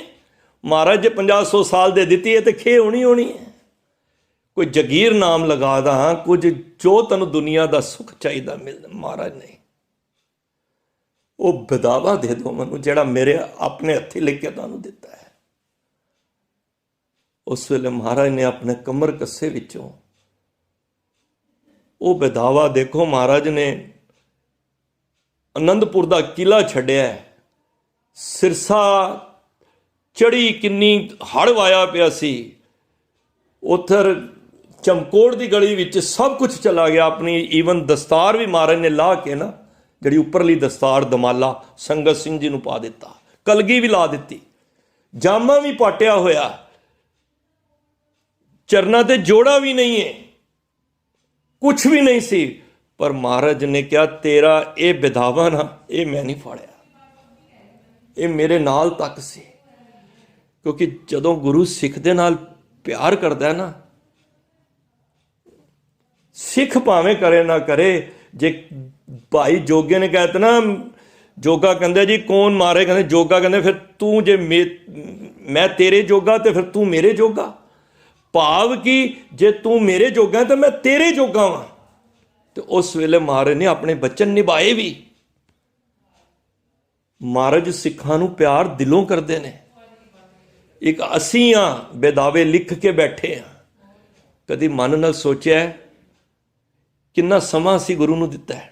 ਦੱਸੋ ਮੇਰੇ ਸਮੇਤ, ਮਨ ਦੀ ਪੱਤਰੀ ਵਾਚੋ ਕਿ ਗੁਰੂ ਪ੍ਰਤੀ ਅਸੀਂ ਮਾਈਕ ਪਦਾਰਥ ਹੀ ਮੰਗੇ ਨੇ ਜਾਂ ਕੁਝ ਕਦੀ ਗੁਰੂ ਨੂੰ ਹੀ ਮੰਗਿਆ? ਗੁਰੂ ਉਸ ਸਿੱਖ ਦਾ ਬੇਦਾਵਾ ਨਹੀਂ ਫਾੜਿਆ, ਕਿਤੇ ਸੁੱਟਿਆ ਨਹੀਂ, ਭਾਵੇਂ ਸਾਰਾ ਕੁਝ ਚਲਾ ਗਿਆ, ਧਨ ਦੌਲਤ ਪਰਿਵਾਰ ਤੱਕ ਵਿਛੜ ਗਿਆ, ਕਲਗੀ ਦਸਤਾਰ ਜਾਮਾ ਫਟ ਗਿਆ, ਪਰ ਮਹਾਰਾਜ ਨੇ ਉਹ ਬੇਦਾਵਾ ਨਹੀਂ ਫਾੜਿਆ, ਨਾ ਸੱਟਿਆ। ਮਹਾਰਾਜ ਜੇ ਤਰੁੱਠੇ ਹੋ ਨਾ ਤੇ ਇਹ ਬੇਦਾਵਾ ਫਾੜ ਦਿਓ। ਉਸ ਵੇਲੇ ਮਹਾਰਾਜ ਨੇ ਆਪਣੇ ਹੱਥੀ ਕਰ ਕਮਲਾਂ ਦੇ ਨਾਲ ਉਹ ਬੇਦਾਵਾ ਫਾੜ ਕੇ ਅਸਮਾਨ ਹੀ ਸੁੱਟ ਦਿੱਤਾ, ਪਰਚਾ ਪਰਚਾ ਕਰਕੇ। ਤੇ ਮਹਾਰਾਜ ਕਹਿੰਦੇ ਨੇ ਜਾਓ ਤੁਸੀਂ ਅੱਜ ਤੋਂ ਸਾਰੇ ਮੁਕਤ ਹੋ। ਜਿਹੜਾ ਗੁਰਦੁਆਰਾ ਮੁਕਤਸਰ ਹੈ ਨਾ, ਕਿਉਂਕਿ ਉਹਨੇ ਇੱਕ ਮੰਗ ਰੱਖੀ ਸੀ ਕਿ ਮੇਰੀ ਟੁੱਟੀ ਗੰਢ ਲਓ, ਟੂਟੀ ਗਾਰਡਨ ਹਾਰ ਗੋਪਾਲ, ਸਰਬ ਜੀਆਂ ਆਪੇ ਪ੍ਰਤਪਾਲ। ਉਸ ਗੁਰਦੁਆਰੇ ਦਾ ਨਾਮ ਟੁੱਟੀ ਗੰਢੀ ਸਾਹਿਬ ਵੀ ਹੈ। ਮੁਕਤਸਰ ਮੁਕਤ ਕਰ ਦਿੱਤਾ। ਕਿਹੜੇ ਕੀ ਮੁਕਤ ਕੀ ਹੈ? ਮੁਕਤੀ ਕੀ ਹੈ? ਮੁਕਤੀ ਨੇ ਬੰਧਨ, ਹਰ ਚੀਜ਼ ਬੰਧਨ ਹੈ ਜੇ ਗੁਰੂ ਦੇ ਰਸਤੇ ਵਿੱਚ ਕੋਈ ਚੀਜ਼ ਆ ਜਾਏ। ਇਹ ਮਾਇਆ ਜਿਤ ਹਰ ਵਿਸਰੇ ਮੋਹ ਉਪਜੇ ਭਾਉ ਦੂਜਾ ਲਾਇਆ। ਜੇ ਪੁੱਤਰ ਨਾਲ ਪਿਆਰ ਹੋ ਗਿਆ, ਮੋਹ ਹੋ ਗਿਆ, ਉਹ ਵੀ ਬੰਧਨ ਜੇ। ਪੋਤੇ ਨਾਲ ਪਿਆਰ ਹੋ ਗਿਆ, ਗੁਰੂ ਭੁੱਲ ਗਿਆ, ਉਹ ਵੀ ਬੰਧਨ ਜੇ। ਮਕਾਨ ਬਣਾਇਆ, ਉਹਦੇ ਨਾਲ ਪਿਆਰ ਹੋ ਗਿਆ, ਉਹ ਵੀ ਬੰਧਨ ਜੇ। ਗੁਰੂ ਸਾਹਿਬ ਕਹਿੰਦੇ ਨੇ ਸਾਰੀਆਂ ਚੀਜ਼ਾਂ ਨੂੰ ਵੇਖ ਕੇ ਮੋਹ ਤੋਂ ਹਟ ਜਾ, ਇਹਦੇ ਵਿੱਚ ਲਿਬੜਨਾ, ਇਹ ਬੰਧਨ ਨੇ। ਤੇ ਗੁਰੂ ਸਾਹਿਬ ਕਹਿੰਦੇ ਨੇ ਤੈਨੂੰ ਜੀਂਦਿਆਂ ਜੀ ਤੈਨੂੰ ਮੈਂ ਮੁਕਤ ਕਰਨਾ ਚਾਹੁੰਦਾ। ਉਹਨਾਂ 40 ਦੇ 40 ਨੂੰ ਮੁਕਤ ਕਰ ਦਿੱਤਾ। ਆਪ ਮੁਕਤ ਮੁਕਤ ਕਰੇ ਸੰਸਾਰ, ਨਾਨਕ ਤਿਸ ਜਨ ਕੋ ਸਦਾ ਨਮਸਕਾਰ। ਉਸ ਜਨ ਨੂੰ ਸਦਾ ਨਮਸਕਾਰ ਕਰੀਏ, ਅਸੀਂ ਉਹਦੇ ਲੜ ਲੱਗੀਏ ਜਿਹੜਾ ਆਪ ਮੁਕਤ ਏ। ਅਸੀਂ ਉਹਨਾਂ ਢਿੱਗੇ ਡੱਠਿਆਂ ਕੋਲ ਨਾ ਜਾਈਏ, ਉਹਨਾਂ ਮਸਾਨਾਂ ਤੇ, ਕਬਰਾਂ ਤੇ, ਪਿੱਪਲਾਂ ਤੇ, ਪਖੰਡੀਆਂ ਤੇ, ਦਮੀਆਂ ਤੇ, ਭੁੱਲੇ ਪਟਕਿਆਂ ਦੇ ਪਿੱਛੇ ਨਾ ਲੱਗੀਏ। ਕਹਿੰਦੇ ਜਿਸ ਦਾ ਸਾਹਿਬ ਨੰਗਾ ਭੁੱਖਾ ਹੋਵੇ, ਤਿਸ ਦਾ ਨਫਰ ਕਿੱਥੋਂ ਰੱਜ ਖਾਵੇ। ਜਿਹਦਾ ਮਾਲਕ ਹੀ ਭੁੱਖਾ ਹੋਏਗਾ, ਉਹਦਾ ਜਿਹੜਾ ਨਫਰ ਹੈ, ਉਹਦਾ ਭਾਵ ਜਿਹੜਾ ਸੇਵਕ ਹੈ, ਉਹ ਰੱਜ ਕੇ ਕਿੱਥੋਂ ਖਾ ਸਕਦਾ ਹੈ। ਤੇ ਜਿਹਦਾ ਮਾਲਕ ਹੀ ਸ਼ਹਿਨਸ਼ਾਹ ਹੋਏ, ਨਾ ਸਰੋ ਮਨਸੂਰ, ਗੁਰੂ ਗੋਬਿੰਦ ਸਿੰਘ ਸਾਹਿਬ ਸ਼ਹਿਨशाह, ਗੁਰੂ ਗੋਬਿੰਦ ਸਿੰਘ ਬਾਦਸ਼ਾਹ ਦਰਵੇਸ਼, ਗੁਰੂ ਗੋਬਿੰਦ ਸਿੰਘ ਜਿਹੜਾ ਖੁਦ ਬਾਦਸ਼ਾਹ ਹੋਵੇ, ਜਿਹਦੇ ਵਿੱਚ ਸਮਰੱਥਾ ਹੈ, ਆਪ ਮੁਕਤ, ਜਿਹੜਾ ਆਪ ਮੁਕਤ ਹੈ, ਮੁਕਤ ਕਰੇ ਸੰਸਾਰ, ਉਹ ਸਾਰੇ ਸੰਸਾਰ ਨੂੰ ਮੁਕਤ ਕਰ ਸਕਦਾ ਹੈ। ਤੇ ਭਲਿਆ ਤੂੰ ਕਿਉਂ ਨਹੀਂ ਮੁਕਤੀ ਚਾਹੁੰਦਾ? ਜੇ ਜੀਵਨ ਮੁਕਤ ਹੋਣਾ ਚਾਹੁੰਦਾ, ਇਹਨਾਂ ਵਿਕਾਰਾਂ ਤੋਂ, ਇਹਨਾਂ ਬੰਧਨਾਂ ਤੋਂ ਮੁਕਤ ਹੋਣਾ ਚਾਹੁੰਦਾ ਹੈ, ਸਤਿਗੁਰ ਸਿੱਖ ਕੇ ਬੰਧਨ ਕਾਟੇ, ਗੁਰ ਕਾ ਸਿੱਖ ਵਿਕਾਰ ਤੇ ਹਾਟੇ। ਸਤਿਗੁਰ ਸਿੱਖ ਕੋ ਨਾਮ ਧਨ ਦੇ, ਗੁਰ ਕਾ ਸਿੱਖ ਵਡ ਭਾਗੀ ਹੈ। ਸਤਿਗੁਰ ਸਿੱਖ ਕਾ ਹਲਤ ਪਲਤ ਸਵਾਰੇ। ਹਲਤ ਦੀ ਤੇ ਸਾਰੀ ਗੱਲ ਕਰਦੇ ਨੇ, ਪਲਤ ਦੀ ਕੋਈ ਗੱਲ ਨਹੀਂ ਕਰਦਾ। ਜੇ ਗੁਰੂ ਸਾਹਿਬ ਪਲਤ ਦੀ ਵੀ ਗਰੰਟੀ ਦੇ ਰਹੇ ਨੇ, ਉਸ ਦਰਗਾਹ ਦੀ ਅਗਾਂਹ ਵੀ, ਸਤਿਗੁਰ ਸਿੱਖ ਕਾ ਹਲਤ ਪਲਤ ਸਵਾਰੇ, ਨਾਨਕ ਸਤਿਗੁਰ ਸਿੱਖ ਕੋ ਜੀ ਨਾਲ ਸਮਾਰੇ। ਗੱਲ ਨਾਲ ਲਗਾ ਲਿਆ ਮਹਾਂ ਸਿੰਘ ਨੂੰ, ਕੰਠ ਲਗਾਏ ਆਪਣੇ ਜਨ ਰਾਖੇ ਆਪਣੀ ਪ੍ਰੀਤ ਪਿਆਰਾ। ਉਹ ਫਿਰ ਕੰਠ ਵੀ ਲਾ ਲੈਂਦਾ, ਕੰਠ ਲਗਾਏ, ਉਹ ਪ੍ਰੀਤ ਵੀ ਫਿਰ ਬਖਸ਼ ਦਿੰਦਾ। ਕੰਠ ਲਗਾਏ ਅਵਗੁਣ ਸਭ ਮੇਟੇ, ਉਹ ਅਵਗੁਣ ਵੀ, ਅੰਦਰ ਦੀ ਮੈਲ ਵੀ ਕੱਢ ਦਿੰਦਾ ਹੈ, ਕਿਉਂਕਿ ਗੁਰੂ ਕੋਲ ਉਹ ਤਾਸੀਰ ਹੈ, ਉਹ ਬਖਸ਼ਿਸ਼ ਹੈ, ਜਿਹੜੀ ਕਿਸੇ ਹੋਰ ਗੁਰੂ ਕੋਲੋਂ ਤੁਹਾਨੂੰ ਨਹੀਂ ਮਿਲ ਪਾਏਗੀ। ਤਾਂ ਐਸੇ ਗੁਰੂ ਤੋਂ ਅਸੀਂ ਬਲਿਹਾਰ ਜਾਈਏ। ਤਾਂ ਸਤਿਗੁਰ ਅੱਜ ਉਹੀਓ ਕਹਿ ਰਹੇ ਨੇ, ਜਿਸ ਨੂੰ ਦੇਵੈ ਦਇਆ ਕਰ ਸੋਈ ਪੁਰਖ ਸੁਜਾਨ, ਜਿਨ ਮਿਲਿਆ ਪ੍ਰਭ ਆਪਣਾ ਨਾਨਕ ਤਿਨ ਕੁਰਬਾਨ। ਮਾਗ ਸੁਚੇ ਸੇ ਕਾਂਡੀਏ, ਜਿਨ ਪੂਰਾ ਗੁਰ ਮਿਹਰਵਾਨ। ਜਿਨ੍ਹਾਂ ਤੇ ਪੂਰਾ ਗੁਰੂ, ਦੇਖੋ ਗੁਰੂ ਪੂਰਾ ਹੀ ਹੋਣਾ ਚਾਹੀਦਾ ਹੈ, ਅਧੂਰਾ ਨਹੀਂ। ਮੈਂ ਪਹਿਲਾਂ ਕਿਹਾ ਗੁਰ ਪੂਰਾ ਭੇਟਿਓ ਵਡ ਭਾਗੀ, ਗੁਰ ਪੂਰਾ ਮੇਰੀ ਰਾਖ ਲਈ, ਗੁਰ ਪੂਰੇ ਚਰਨੀ ਲਾਇਆ। ਇਹ ਸਾਰੇ ਪੂਰੇ ਗੁਰੂ ਦੀ ਗੱਲ ਹੈ। ਤੇ ਪੂਰਾ ਗੁਰੂ ਜਦ ਮਿਹਰਬਾਨ ਹੋ ਜਾਏਗਾ ਤੇ ਉਹ ਪਵਿੱਤਰ ਜੀਵਨ ਵਾਲੇ ਬਣ ਜਾਣਗੇ। ਅਰਦਾਸ ਕਰੋ, ਅਸੀਂ ਵੀ ਜਿਹੜੇ ਬੇਦਾਵੇ ਲਿਖ ਕੇ ਬੈਠੇ ਹਾਂ ਉਹ ਪੜਵਾ ਲਈਏ ਜਿੰਦਿਆਂ ਜੀ।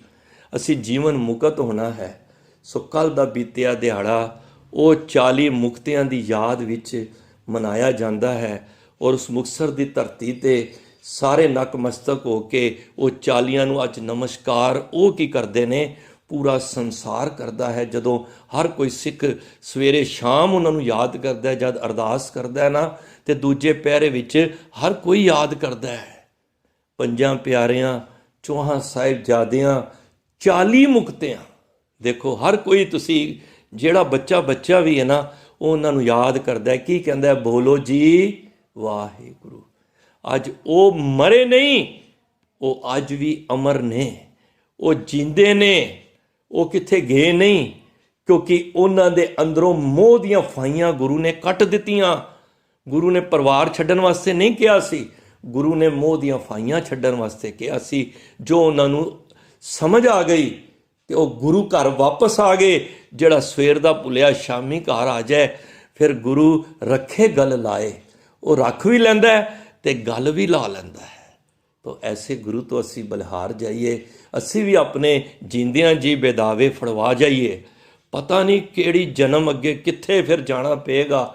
ਜੇ ਗੁਰੂ ਬਖਸ਼ੰਦ ਪਿਤਾ ਬੈਠਾ ਹੈ, ਉਹ ਤੇ ਵਾਈ ਖੋਲ ਕੇ ਬੈਠਾ ਹੈ, ਆ ਜਾਓ ਤੁਹਾਡੀਆਂ, ਉਹ ਕਹਿੰਦੇ ਨਾਨਕ ਲੇਖਾ ਸਮਝੀਏ। ਜਦੋਂ ਨਾਨਕ ਨੇ ਉਹ ਕਰਨਾ ਨਾ, ਤੇ ਉਹ ਸਾਡੇ ਸਾਰੇ ਕਾਗਜ਼ ਹੀ ਫਟ ਜਾਣੇ ਨੇ, ਸਾਨੂੰ ਫਿਰ ਹਿਸਾਬ ਦੇਣਾ ਹੀ ਨਹੀਂ ਪੈਣਾ। ਨਹੀਂ ਤੇ ਜੇ ਹਿਸਾਬਾਂ 'ਚ ਅਸੀਂ ਨਾ ਪਈਏ, ਅਸੀਂ ਲੇਖਾ ਫੜਵਾ ਦਈਏ ਆਪਣਾ। ਗੁਰੂ ਕਹਿੰਦਾ ਆ ਜਾ ਤੂੰ ਮੇਰੇ ਕੋਲ, ਮੈਂ ਮਿਹਰਬਾਨ ਹੋ ਕੇ ਬੈਠਾ ਹੋਇਆ ਵਾਂ, ਪਰ ਇੱਕ ਭਰਮਾਂ ਵਹਿਮਾਂ ਤੋਂ ਨਹੀਂ। ਤੂੰ ਇੱਕ ਬਿਲਕੁਲ ਨਿਰੋਲ ਹੋ ਕੇ ਔਰ ਬਿਲਕੁਲ ਸੁੱਚੀ ਪਵਿੱਤਰ ਇੱਕ ਆਸਥਾ ਲੈ ਕੇ ਤੂੰ ਮੇਰੇ ਕੋਲ ਆ, ਤੈਨੂੰ ਮੈਂ ਜੀਂਦਿਆਂ ਜੀ ਮੁਕਤ ਕਰ ਦਾਂਗਾ। ਤਾਂ ਇਹ ਗੁਰੂ ਨੇ ਸਾਨੂੰ ਭਰੋਸਾ ਦਿਲਾਇਆ ਹੈ। ਉਸ ਭਰੋਸੇ ਦੇ ਸਦਕੇ ਤੁਸੀਂ ਔਰ ਆਪਣੀ ਮੇਰੀ ਕੁੱਕਰ ਦੀ ਵੀ ਅਰਦਾਸ ਕਰੋ ਕਿ ਅਸੀਂ ਜੀਵਨ ਮੁਕਤ ਹੋ ਜਾਈਏ। ਸਾਨੂੰ ਜੀਂਦਿਆਂ ਜੀ ਜਿਹੜੇ ਬੰਧਨ ਪਏ ਨੇ, ਇਹ ਮੁਕਤ ਕਰ ਦੇਣ ਸਾਨੂੰ ਗੁਰੂ ਸਾਹਿਬ, ਤੇ ਲੋਕ ਸੁਖੀਏ ਪਰਲੋਕ ਸੁਹੇਲਾ ਹੈ। ਨਾਨਕ ਹਰ ਪ੍ਰਭ ਆਪੇ ਮੇਲੇ। ਮਹਾਰਾਜ ਕਿਰਪਾ ਕੀਤੀ ਹੈ, ਰਹਿਮਤ ਵਰਤਾਈ ਹੈ। ਸਾਰਿਆਂ ਦਾ ਤਹਿ ਦਿਲ ਤੋਂ ਧੰਨਵਾਦ। ਜੋ ਬੜੇ ਪਿਆਰ ਸਹਿਤ ਬੈਠ ਕੇ ਆਪ ਜੀ ਨੇ ਗੁਰਾਂ ਦੇ ਬਚਨ ਨੂੰ ਸਰਵਣ ਕੀਤਾ ਹੈ। ਵੀਰ ਆਨੰਦਵੀਰ ਜੀ ਦਾ, ਤੇਜਪਾਲ ਵੀਰ ਜੀ ਦਾ, ਅਰੋੜਾ ਵੀਰ ਜੀ ਦਾ, ਹੋਰ ਜਿੰਨੇ ਵੀ ਮੇਰੇ ਗੁਰੂ ਦੇ ਪਿਆਰੇ ਬੈਠੇ ਹਨ, ਮਾਤਾ ਭੈਣਾਂ ਬੱਚੀਆਂ, ਸਾਰਿਆਂ ਨੂੰ ਤਹਿ ਦਿਲ ਤੋਂ ਧੰਨਵਾਦ ਜੋ ਇਤਨਾ ਪਿਆਰ ਬਖਸ਼ਦੇ ਹੋ। ਆਸ ਹੈ ਤੁਹਾਡੀ ਆਸ਼ੀਰਵਾਦ, ਤੁਹਾਡੀ ਅਸੀਸ ਹੀ ਅਗਾਂਹ ਵੀ ਅਸੀਂ ਤੁਹਾਡੇ ਦਰਸ਼ਨ ਇਸੇ ਤਰ੍ਹਾਂ ਕਰਦੇ ਰਹੀਏ। ਭੁੱਲਾਂ ਚੁੱਕਾਂ ਦੀ ਖਿਮਾ। ਵਾਹਿਗੁਰੂ ਜੀ ਕਾ ਖਾਲਸਾ, ਵਾਹਿਗੁਰੂ ਜੀ ਕੀ ਫਤਿਹ।